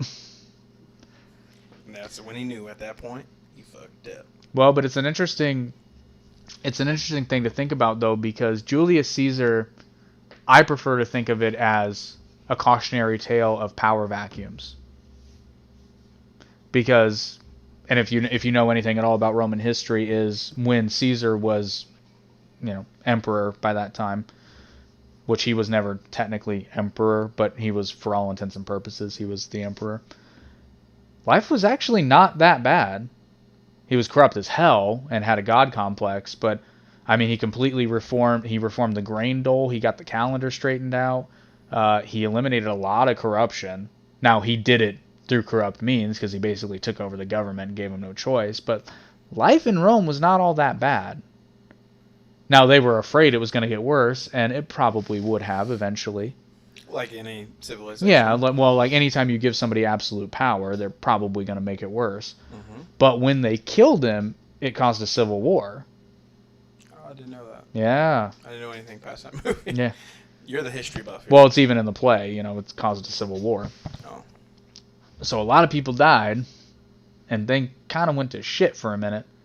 Now, eventually, I believe, Octavian, who became Augustus, changed his name, he eventually got put in place and straightened everything out, but, for a while there, it was rough going.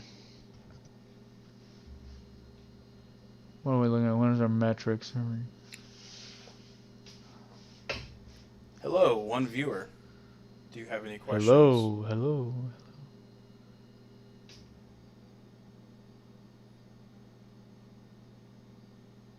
I guess not. Guess not.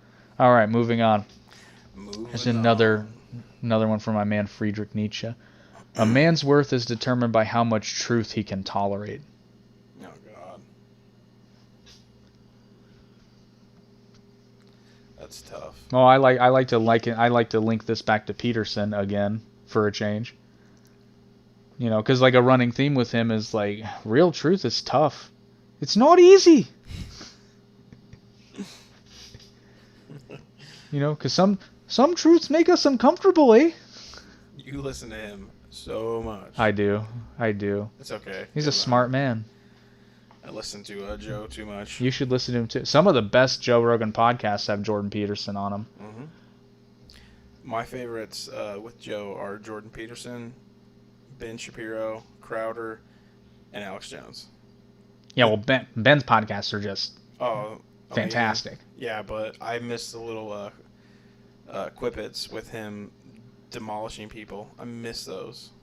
Yeah, I think he's kind of He's kind of moved past. I miss them, but I'm glad he moved past more them. money doing the podcast and everything like that. Yeah, correct. And he's going to be making really a lot cool. more money in Nashville. Yeah, did we find out if he was actually? Yeah, he's going to Nashville. Okay, but he was in Florida for a time. Yeah, I think there was some speculation, but I think they've already. His ass is going to be in Florida half the year. Probably. Like it's cold down. I mean, it's right there in Mar-a-Lago. It's cold. Yeah, I don't want to be cold. Yeah, we didn't anticipate winter. Yeah, I don't know how you people do that. I'm from California. I was going to retell a really bad joke. Now, I'm not racist, but... It had to do with Jews and being warm. No, I'm not prejudiced, but no. Oh, shit. Pull the funding. Yeah, pull the funding. Yep, pull the funding. All right, go ahead. We're no longer sponsored by the Ben Shapiro Show. VPN Express. All you have to do is sign up. It's if you use the code REFBEN. Oh my god. Now again, for a change, Jordan Peterson. Most lies are acted out rather than told. Oh God, yeah. You watch body language. Not even body I language. don't necessarily think that's what that means, but like. Well, I like to point out a lot of, and this is much more common than people telling a lie, is them saying something and then doing the exact opposite. Oh yeah, like kids. Well, but that's understandable because they don't know lies. any better. I know. Well, like so I don't. I'm only telling this story because it goes with this, but I don't like to talk shit about people at the gym. I don't. Dude, I'm right there with you. But then when they're doing something, you're just like, why are you doing that? Well, not even that. So this is a gym. The last time I was there working out, I saw this guy. He was there with, it was his wife or girlfriend, but they were together. I hate to say it this way, but just to set the scene, this is a gentleman who, let's say it's pretty obvious, has not worked out like ever. You know, it's never too late to start. Never too late to start. And I have no issue with that. But I get what you're saying. Go ahead. Here's the problem, though.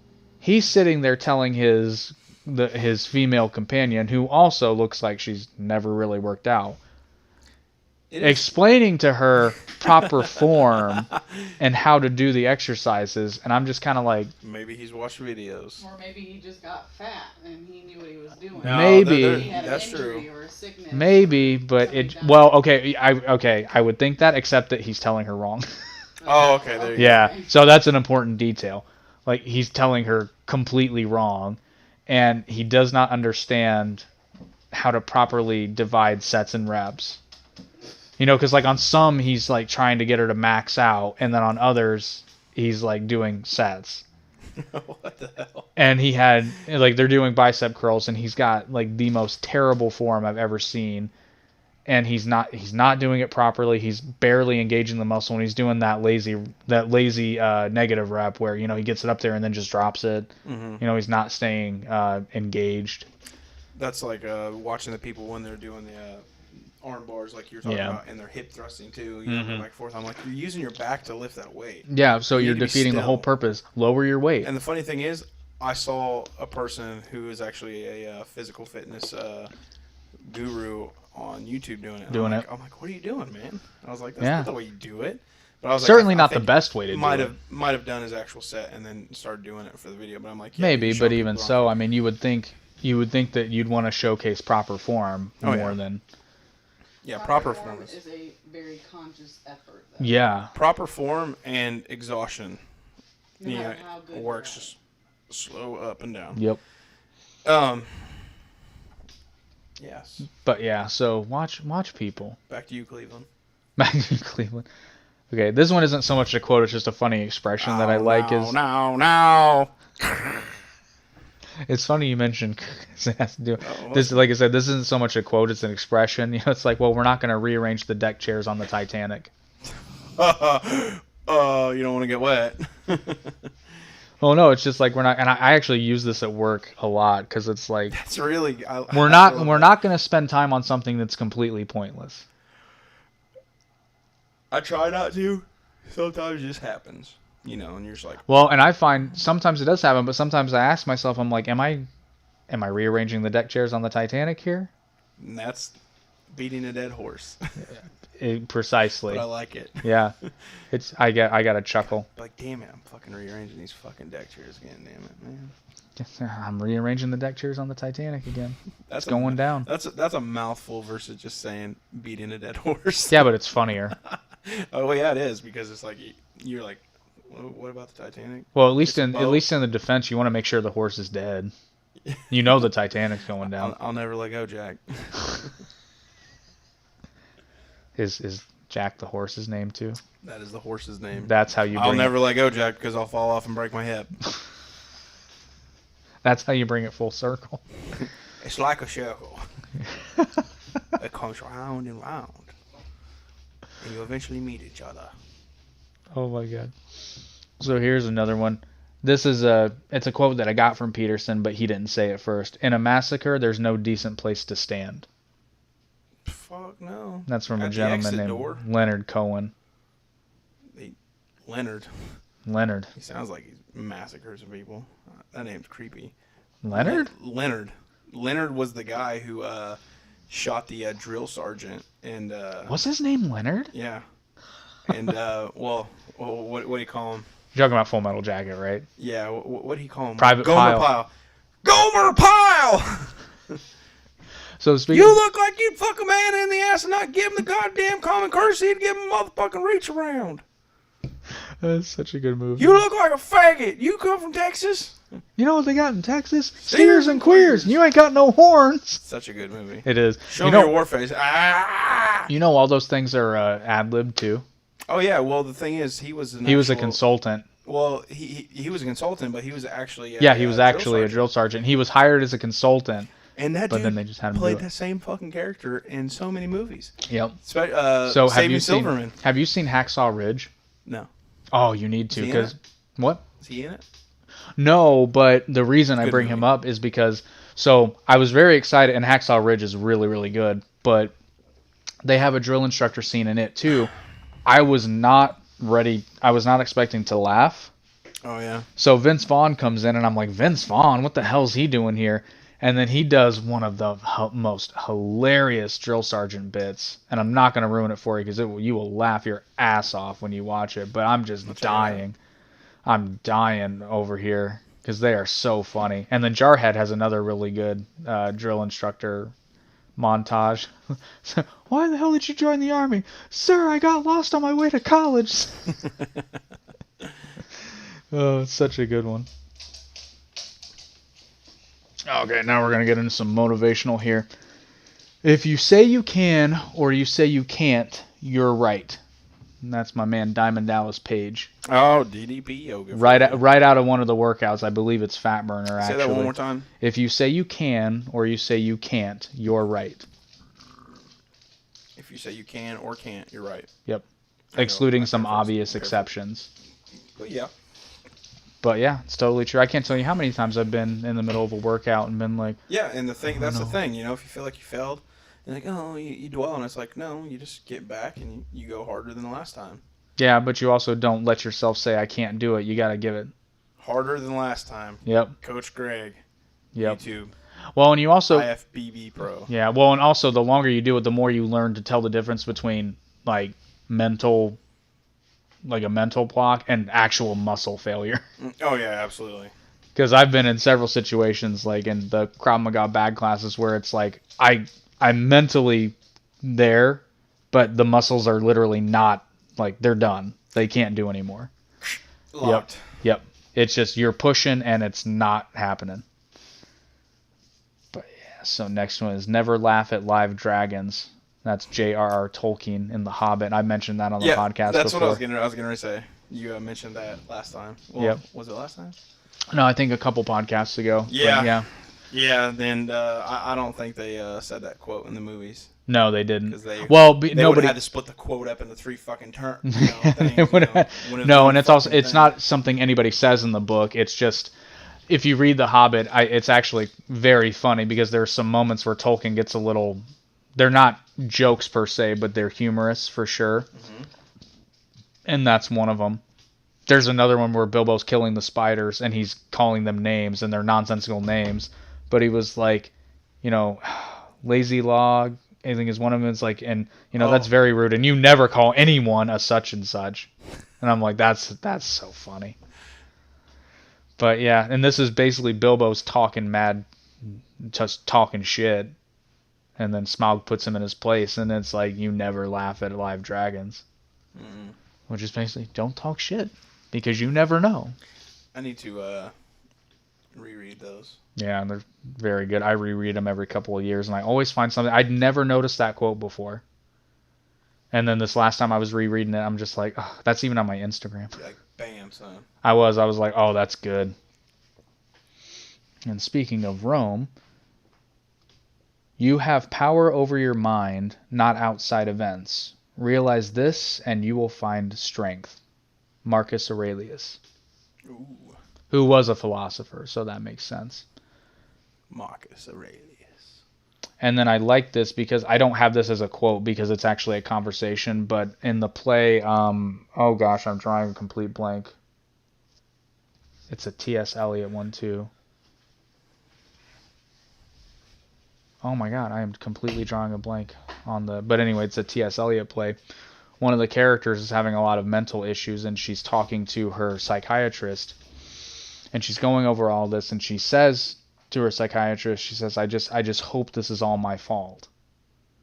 And then the psychiatrist, understandably, is like, why do you say that? And she said, because if this is my fault, I can do something about it. But if it's in the nature of the world, I have no hope. There's nothing I can do. That's the truth. Yeah. So basically, Marcus Aurelius is basically just trying to say, you can control what you do and think. You can't control what other people do and think to a point. You certainly can't control what they think. So if you understand that and don't let it bother you, basically, especially with people, like, you can't control what they think, so who gives a rat's ass? Oh, I can't control this either. Yeah, that's involuntary. Damn kids. Yeah, we're getting to the end. Oh, you're good. Yeah. I ran around with some kids tonight. If you didn't know, tonight's Halloween. Yeah, tonight Happy is Halloween. Well, actually, yeah, it's 11:30. Still Halloween. October 31st. Oh, we should have totally rigged the lights to just go out randomly at the end. Oh shit, that'd be fantastic. What the fuck? It's Slender Man. By the way, which is really fantastic. Is it? Not like the movies or games. There was this little series on YouTube. Mm-hmm. It was, I would probably say low budget, but it was called Marble Hornets. And their main antagonist was Slender Man. Oh, I didn't know that. And it's really good. It's I'm pretty sure it's either Slender Man came from them or because obviously it's just made up. Yeah. Everything. We're all just made up of matter. So we got a couple of quotes from The Fault in Our Stars, the book we was talking about earlier, because I just recently read it for the first time, and it's fantastic, by the way. It's a very good book, but sometimes people don't understand the promises they're making when they make them. Don't write a check your ass can't cash. Pretty much, but not only that, and that quote resonated with me because for a very long time now I've tried to basically increase the value of my word. So I tried desperately not to make a promise unless I know for certain I can keep it. Yeah, and that's really hard for some people. It is. It is. I don't know why it is. It's like people just want to be ass kissers and not ass kissers. I'm sorry, but they want the benefit of making the promise, but when it comes to actually do it, it's like, this is hard.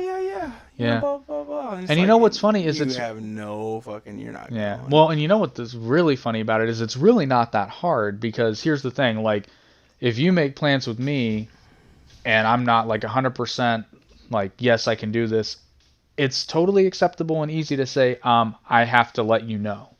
I'm gonna try. It's not that hard. It's not. And then there's no. I'm not sure at this moment. Yeah, but let me get back to you. I'll get back to you.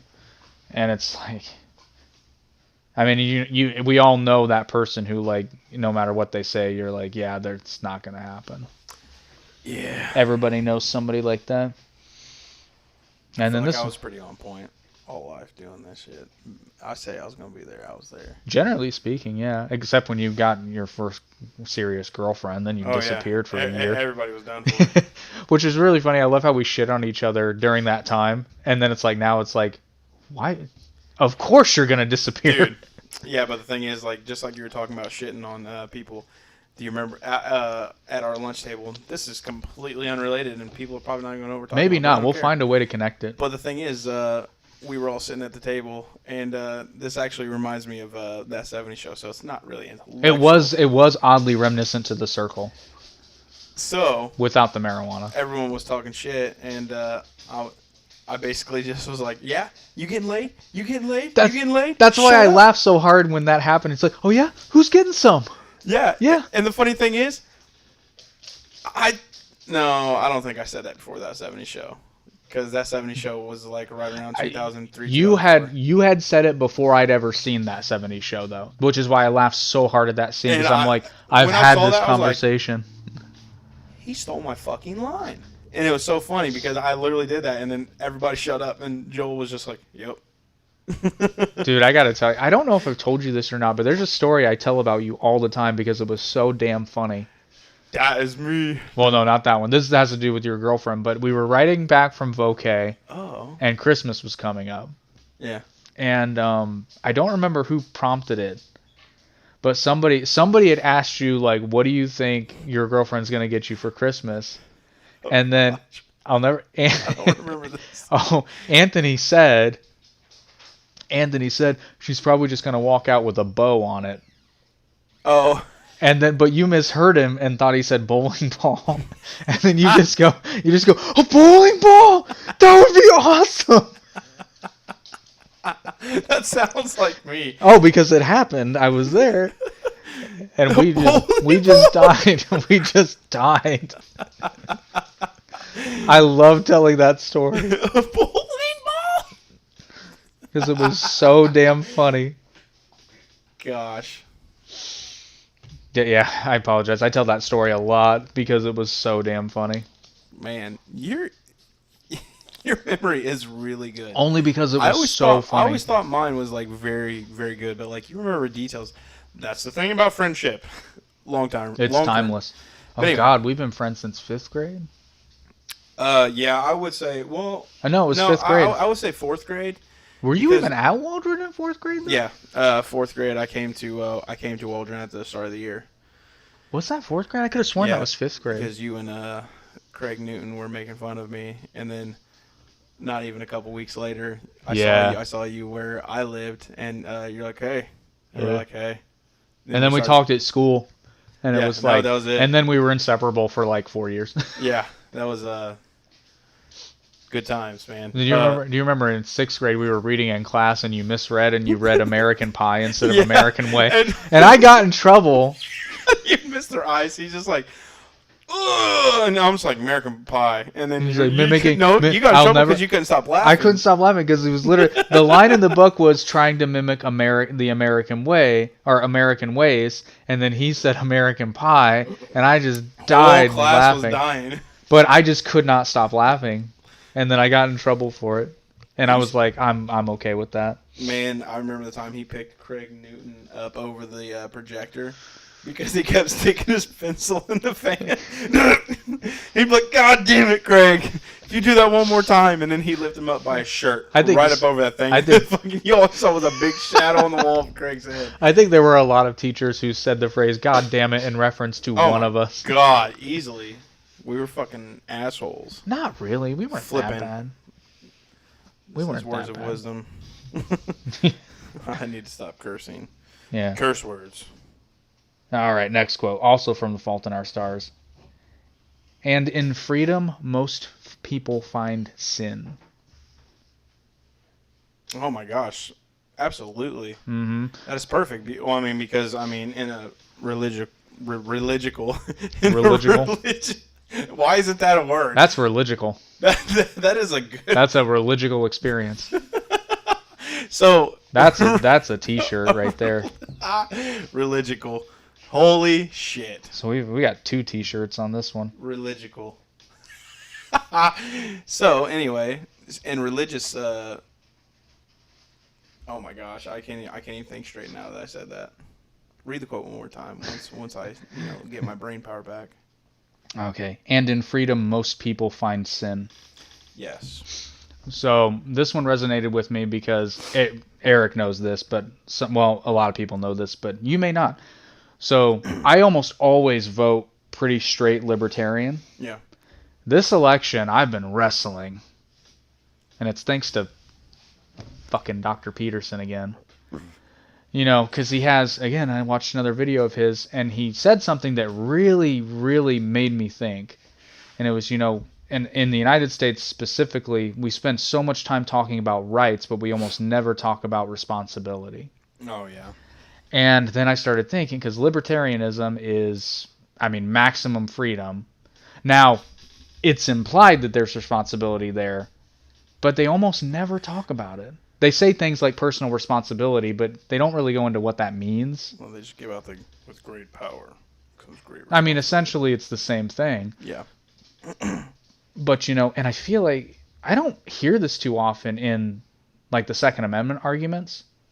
Because everybody's so focused on the right to bear arms, but almost nobody really has a hard look at the responsibility side of that.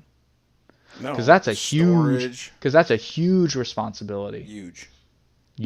It's a huge responsibility. So I had a conversation today, actually. Storing is definitely number one. Oh, yeah. And a lot of people don't store correctly.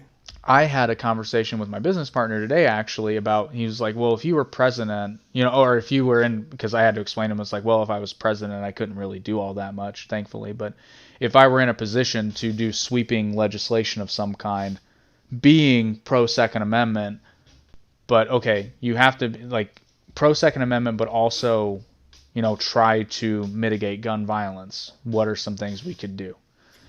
Well, I mean, I agree, but the thing is, it's like, we don't have a gun problem. We have a people problem. Yes, we have a people problem.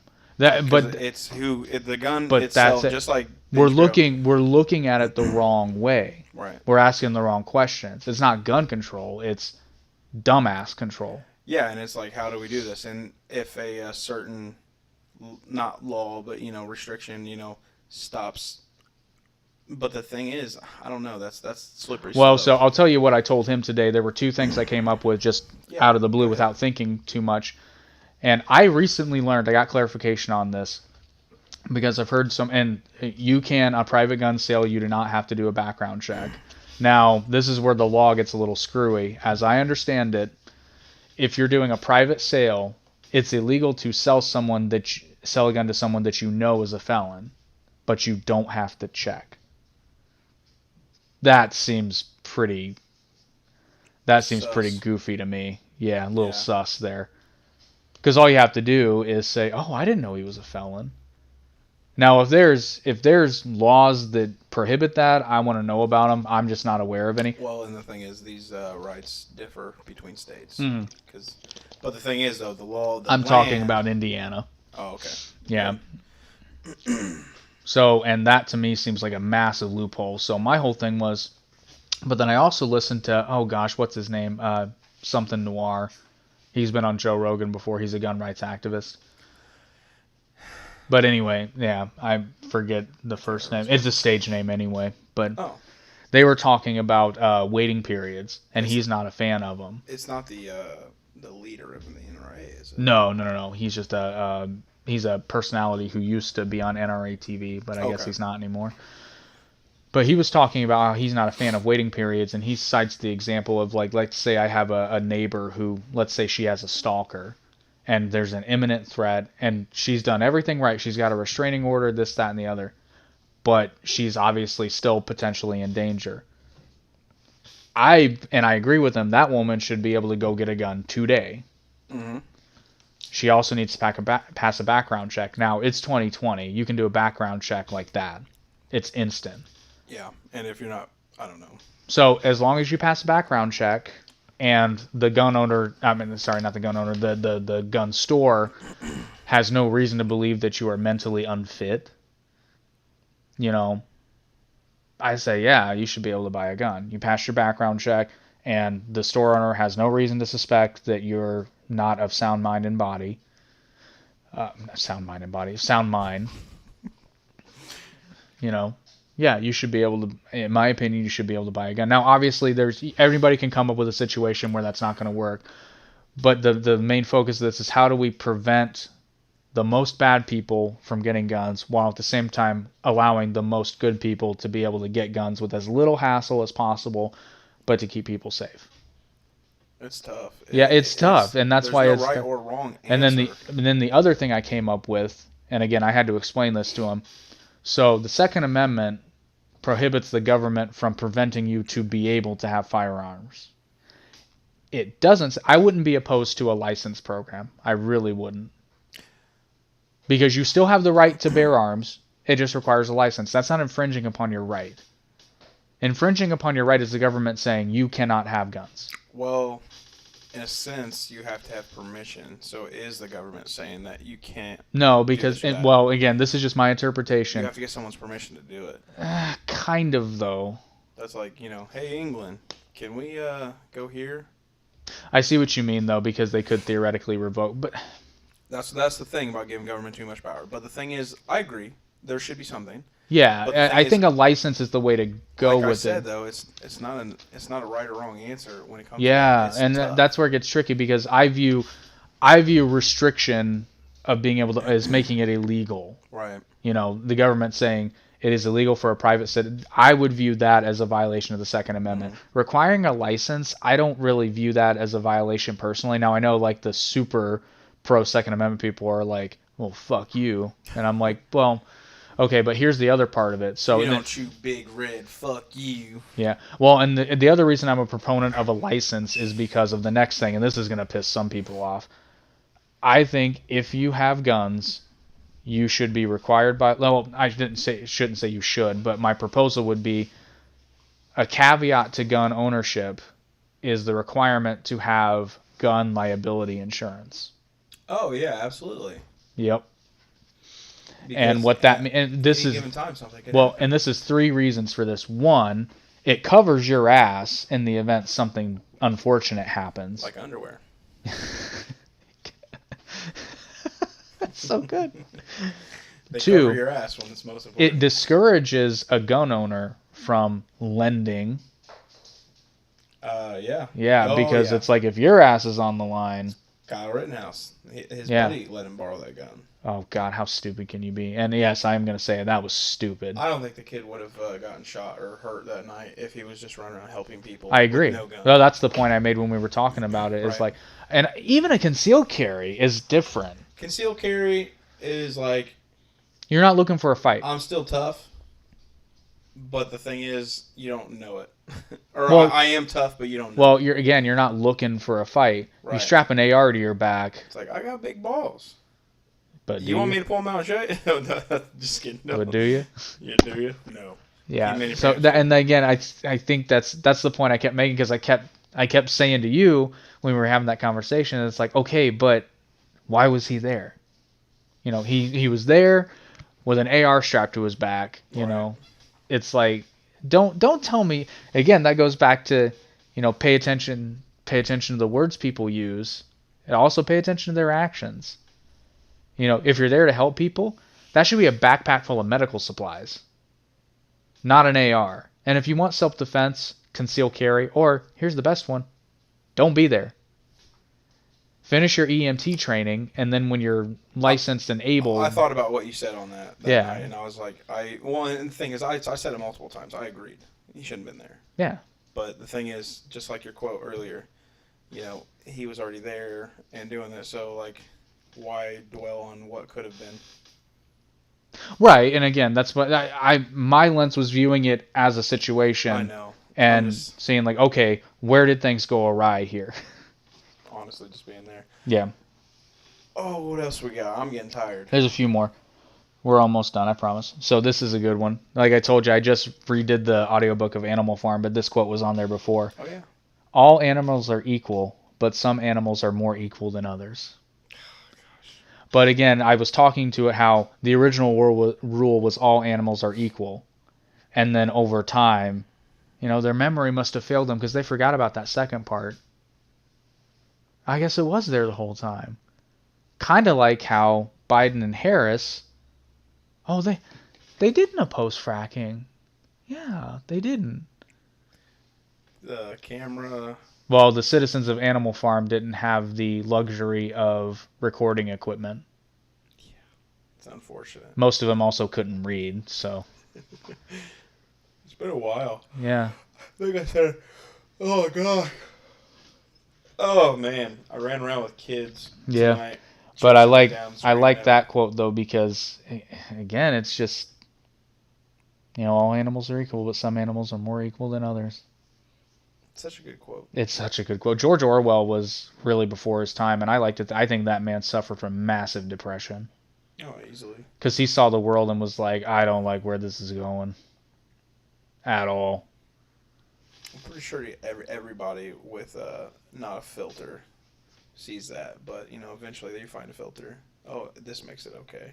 This makes it okay. I don't know if Orwell ever saw it as okay though. I'm pretty sure he died a pessimist. I mean, if he would have had like Pornhub and stuff like that, that's probably what his problem was. George Orwell was no fap before no fap was a thing. Well, actually, he touches on that in 1984. Anyway, wow. We're not going to go down that rabbit hole right now. Stay off that one. Okay, so this is a good one. This is actually from a song. Too much love will kill you, just as sure as none at all. Brian May of Queen, from the song Too Much Love Will Kill You, which is incidentally my favorite Queen song. Too much love will kill you? Just as sure as none at all. Never heard it. It's such a good song. There's a misconception that it was written by Freddie Mercury. It was actually written by Brian May. And it's a damn good song. And incidentally, I also found out that's how you can tell if somebody's a real Queen fan or not, is you ask them what their favorite Queen song is. And if they say We Will Rock You or Bohemian Rhapsody... I'm going to rock you. If they say We Will Rock You or Bohemian Rhapsody, they are not real Queen fans. No. Not to say those songs are bad, but if they hit you with something like, oh yeah, my favorite Queen song is Princes of the Universe, then they're a real Queen fan. She's a killer. Oh, yeah. That's one of my favorites. It is a good song. We're not trying to get... Alrighty. Restriction. So the next one is actually on the shirt here. Moaneb. Molon Labe. Molon Labe. Where's the L? Right there. It's Greek. Oh. Oh, okay. Got you. So you're a 300 fan. I know you are. You know their shields. They have that upside down V. Mm-hmm. Now that's an L. Yep. For Leonidas. No, for Laconia. Just kidding. But yeah, I mean, good guess. But yeah, and Spartan shields actually had Lambe, the Greek equivalent to L, on their shields, and it was to represent Laconia, which was the larger land area. Sparta was the city, Laconia was the region. No, this is completely stupid, but I had a group chat on Discord, and I called it Spartan for some reason. And, it's supposed to be Sparta, because it's, an area. And somebody mentioned it's like, hey, what the fuck's Spartan? I was like, well, I said we're a group of Spartans, so it's Spartan. And then after I started thinking, I was like, fuck, he's got me. It made it okay. No, it was all right, but I was like, no, I meant for it to be Sparta, as in the place where. Oh, this is Sparta. This is Sparta. No, so, but what's interesting about this quote is, according to all sources, this was actually said by, or not said, it was written down by King Leonidas at the Battle of Thermopylae. Because allegedly, and again, according to all historical, what we have, this was actually said. The Persians said, surrender and, lay down your weapons. And then the response was Malon Labe, which is basically, it literally means come take, but the English equivalent is come and take them. Come and take them. Oh, man. Pretty well. Good part. Well, and this is an example of something that I read about after I went into a rabbit hole with Sparta just randomly about 2 years ago. Like, I knew of it, but I went down a rabbit hole. So the Spartans, in addition to devoting themselves almost solely to combat and athletic training, also were quite scholarly. Oh, yeah. And they studied something and were taught something called Laconian wit, which was basically being a professional smartass. And then the line from 300 where the Persians say our arrows will blot out the sun, and then the lieutenant, whose name I forget, he says, we'll fight in the shade. Yeah. Allegedly, according... We'll fight in the shade. I mean, but that was said, according to the historical record, that was said at the Battle of Thermopylae. That was a retort. It's like, just as well, we'll have our fight in the shade. And then another one of my favorites is King Philip II of Macedon. This was later, Alexander the Great's father, sent a message to Sparta because he didn't really want to fight him, because the Spartan reputation, even though they'd really dwindled down, they still had a reputation of being very, very, good soldiers. He didn't really want to fight them. He would rather have just had them capitulate. So he sent a message and basically saying like, if I ride into Sparta, will I be received as a friend or an enemy? And they wrote back simply neither. And then he sent him another message saying, if do not kill the messenger. Well, no, he sends him another message saying, if I invade Sparta, I will raise it to the ground, and I will destroy this, I will do that. And then they send back another one that just says if. And it's like, oh man, you read that and you're just like, damn. They literally were in the business for comebacks. They were in the. I mean, that's essentially what it is. Professional comebacks. Oh, and then in 300 also, when the Persian messenger demands earth and water as a symbol of. Allegedly, that happened, where they killed the Persian messengers and threw them in the well and said, "You'll find plenty of earth and water down there." According to the historical record, that actually happened. Jeez. It's like, damn. And I try to be witty. I try to do that. And what's funny is it's actually a genius tactic because it just pisses them off. And when somebody's pissed off, they're not thinking clearly. So it's as much a battle tactic as it is just fun. Oh, yeah. I love wit. Alrighty. Well, I already touched on this one, but I'll just repeat it. It's actually one of the rules. Rule 10, be precise in your speech, which we've already kind of touched on. Say what you mean. Well, not even that. You have to make sure that the words you're saying match what your intention is. Oh, yeah. And honestly, a lot of people get lost in translation. Tons. Because, again, their intention doesn't match what they're saying, and that causes problems. Right.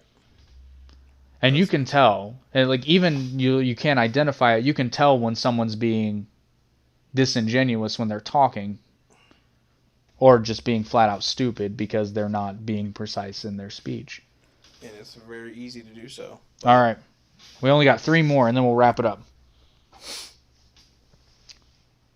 Now, I looked this up because somebody told me this was in the Talmud, but I can't find it. So if anybody out there is Jewish or familiar with the Talmud, please correct me if I'm wrong. But the only thing I could find, it says it's a Chinese proverb, but save a life and you are responsible for it.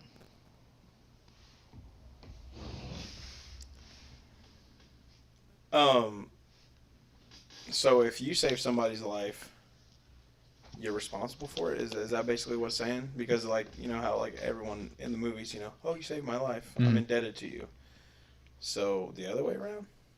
Not so much, but basically, like, I like to equate this with animals, actually, because, not to get into it, but a relationship of mine basically ended over a dog.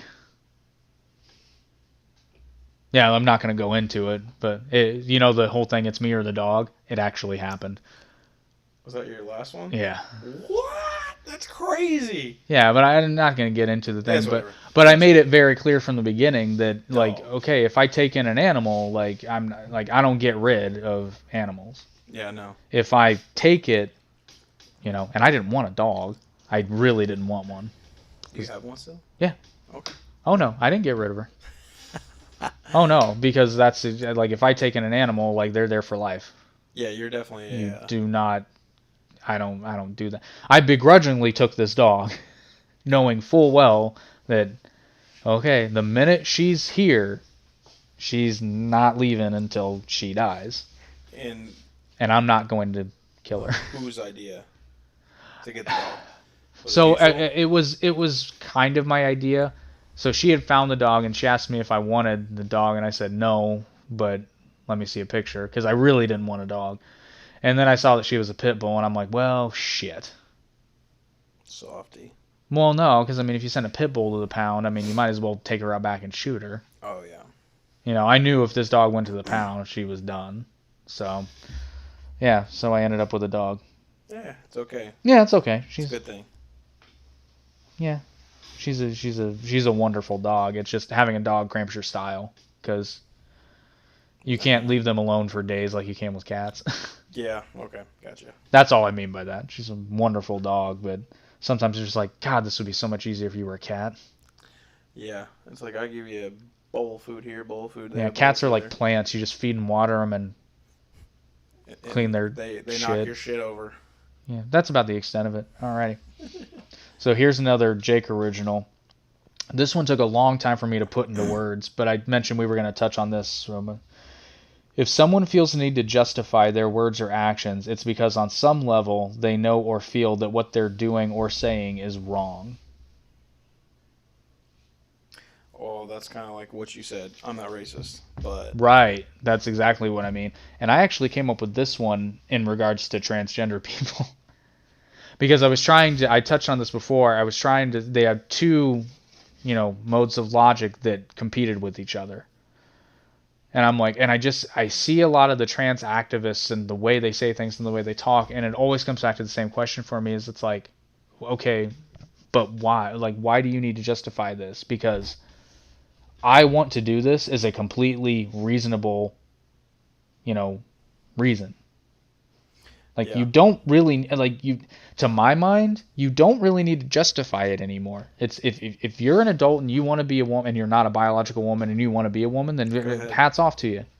I know some people will say some shit, but some people That's say... not natural. It's like, I don't care. Well, some people say shit about people who have yellow cars. I mean, it's just like...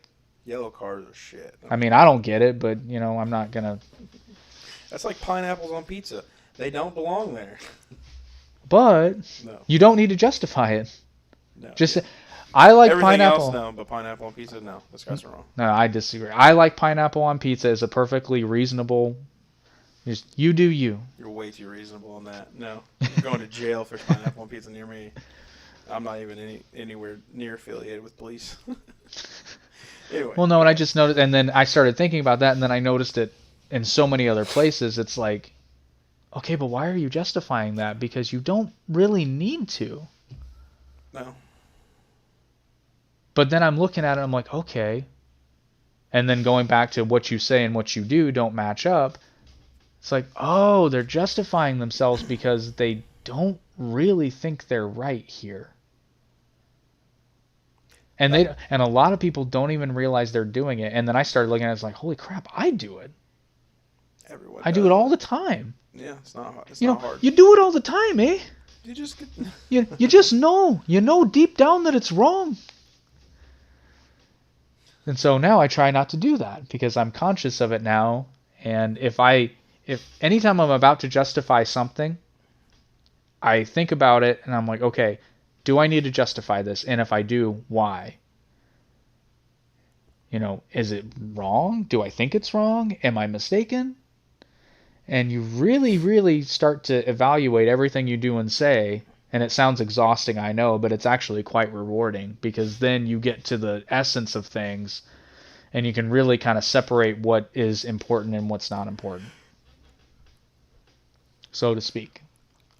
So if you find yourself... Well, and the biggest giveaway from what I've seen in some things, that made no sense. One of the biggest giveaways that someone's being dishonest is if they're justifying something. It's one of the biggest giveaways.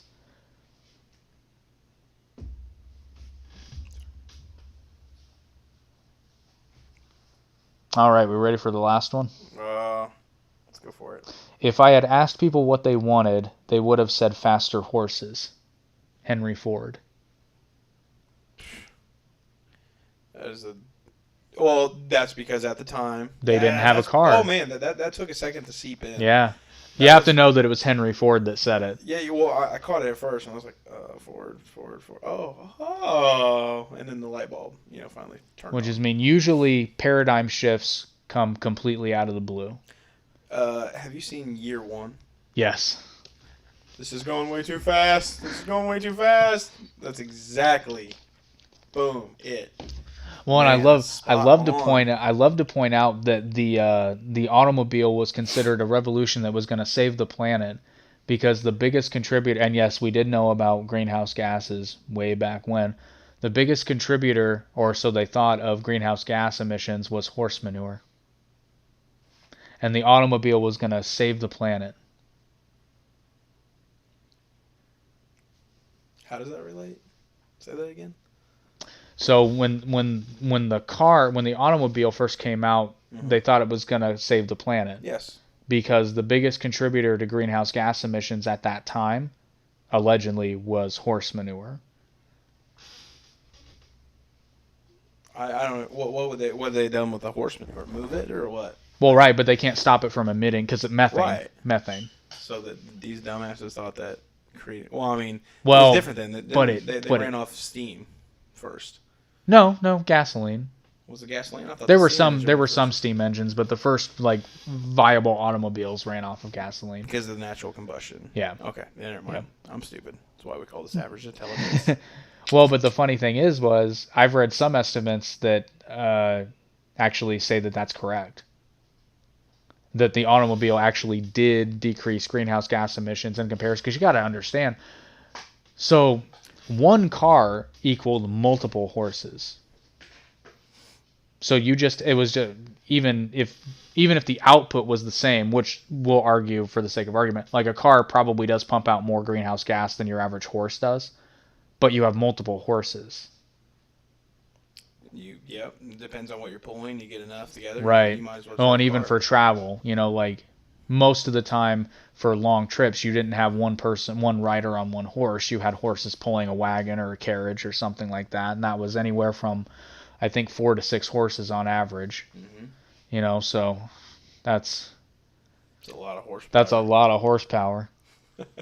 That actually reminds me of something. I was getting ready to say it, and now I just lost track. I was listening to someone. I don't know if it's backed by science or whatnot. So if anyone wants to fact check, we'll fact check. Fact check, yeah. What did we fuck up? Obviously, that's not a part of this. This is a different. No, because last time we got it all right. No, I completely spaced it. But so anyway, I can't remember. I want to say it was probably Alex Jones. So it was the reptiles. That dude, he knows a lot, and during that podcast, the newest one, Joe made sure and said, "Alex, what are you talking about? What are you talking about? Oh, this? Okay, where'd you get it from?" And then he'd be like, "Jamie, pull this up," and then I got the notes right there. And then Jamie pulled up, and the dude was correct. Huh? A lot. It was like. Holy shit, that dude knows a lot. But anyway, he was talking about greenhouse gases, and he was talking about how the number one threat to Earth is losing our atmosphere. And he's 100% correct. Yeah. And throwing carbon into the atmosphere, not at alarming rates, not like, let's just go start, a carbon sequential factory and just pump a bunch of carbon into it. No. Like he was saying that adding it back to it, he was talking to somebody, I can't, him. I was talking to this guy, and he was the head of the FBI. But anyway, so he was saying about carbon being in the atmosphere, and that it actually helped the atmosphere, and that's how they actually patched the hole in the ozone layer that he's like a quarter right. Well, I think that the Earth just has a natural healing phase. Well, yeah, it does, but and this is why carbon is so dangerous, because carbon directly doesn't cause the ozone layer to weaken. What happens is this is not from me. This is from Dr. Neil deGrasse Tyson, where I learned this from. Biased.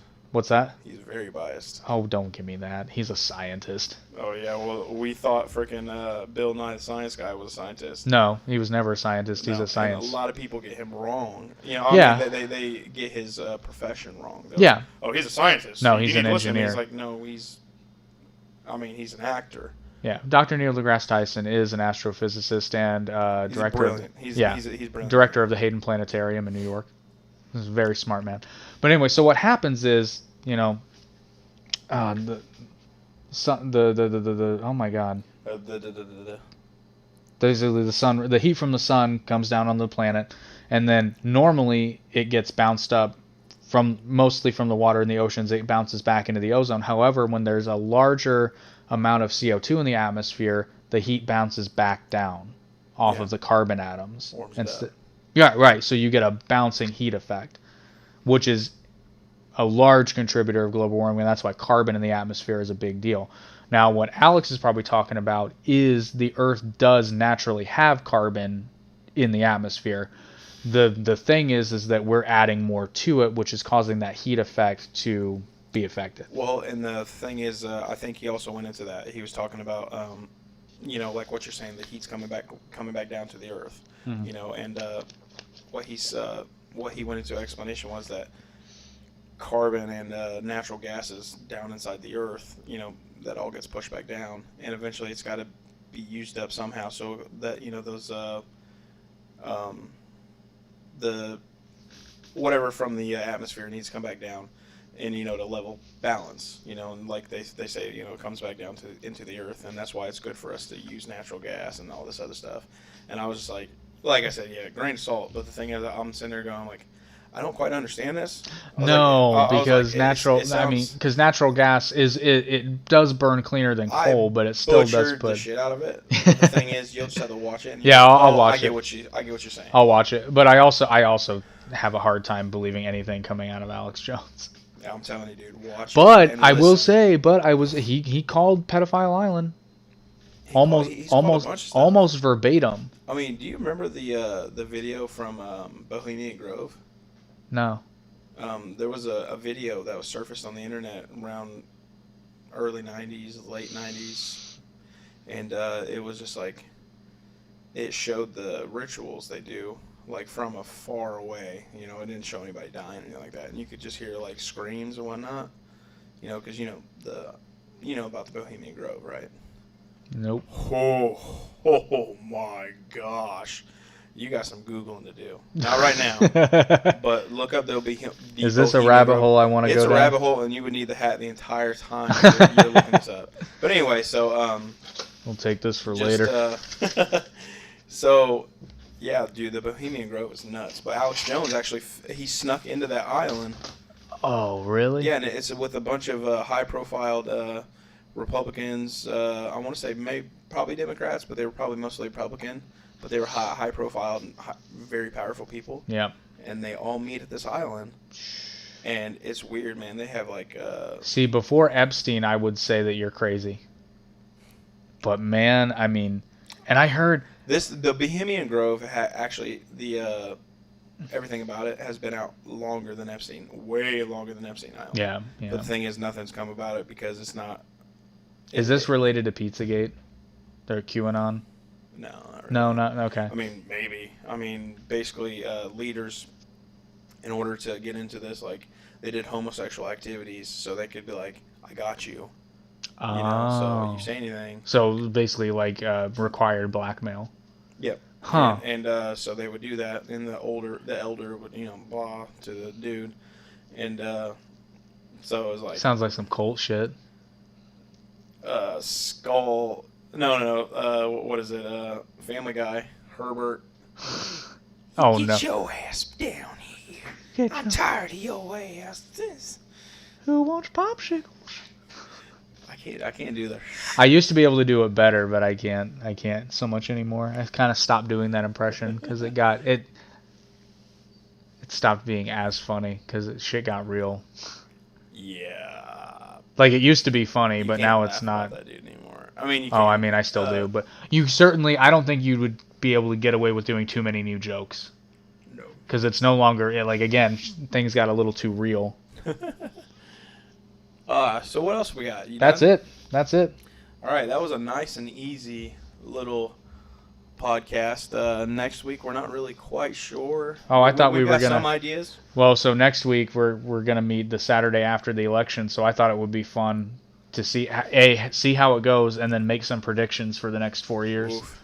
Hey, any of our fans, the one or two, whoever likes video. All one of you. If you want to see a live podcast on election night. Oh God.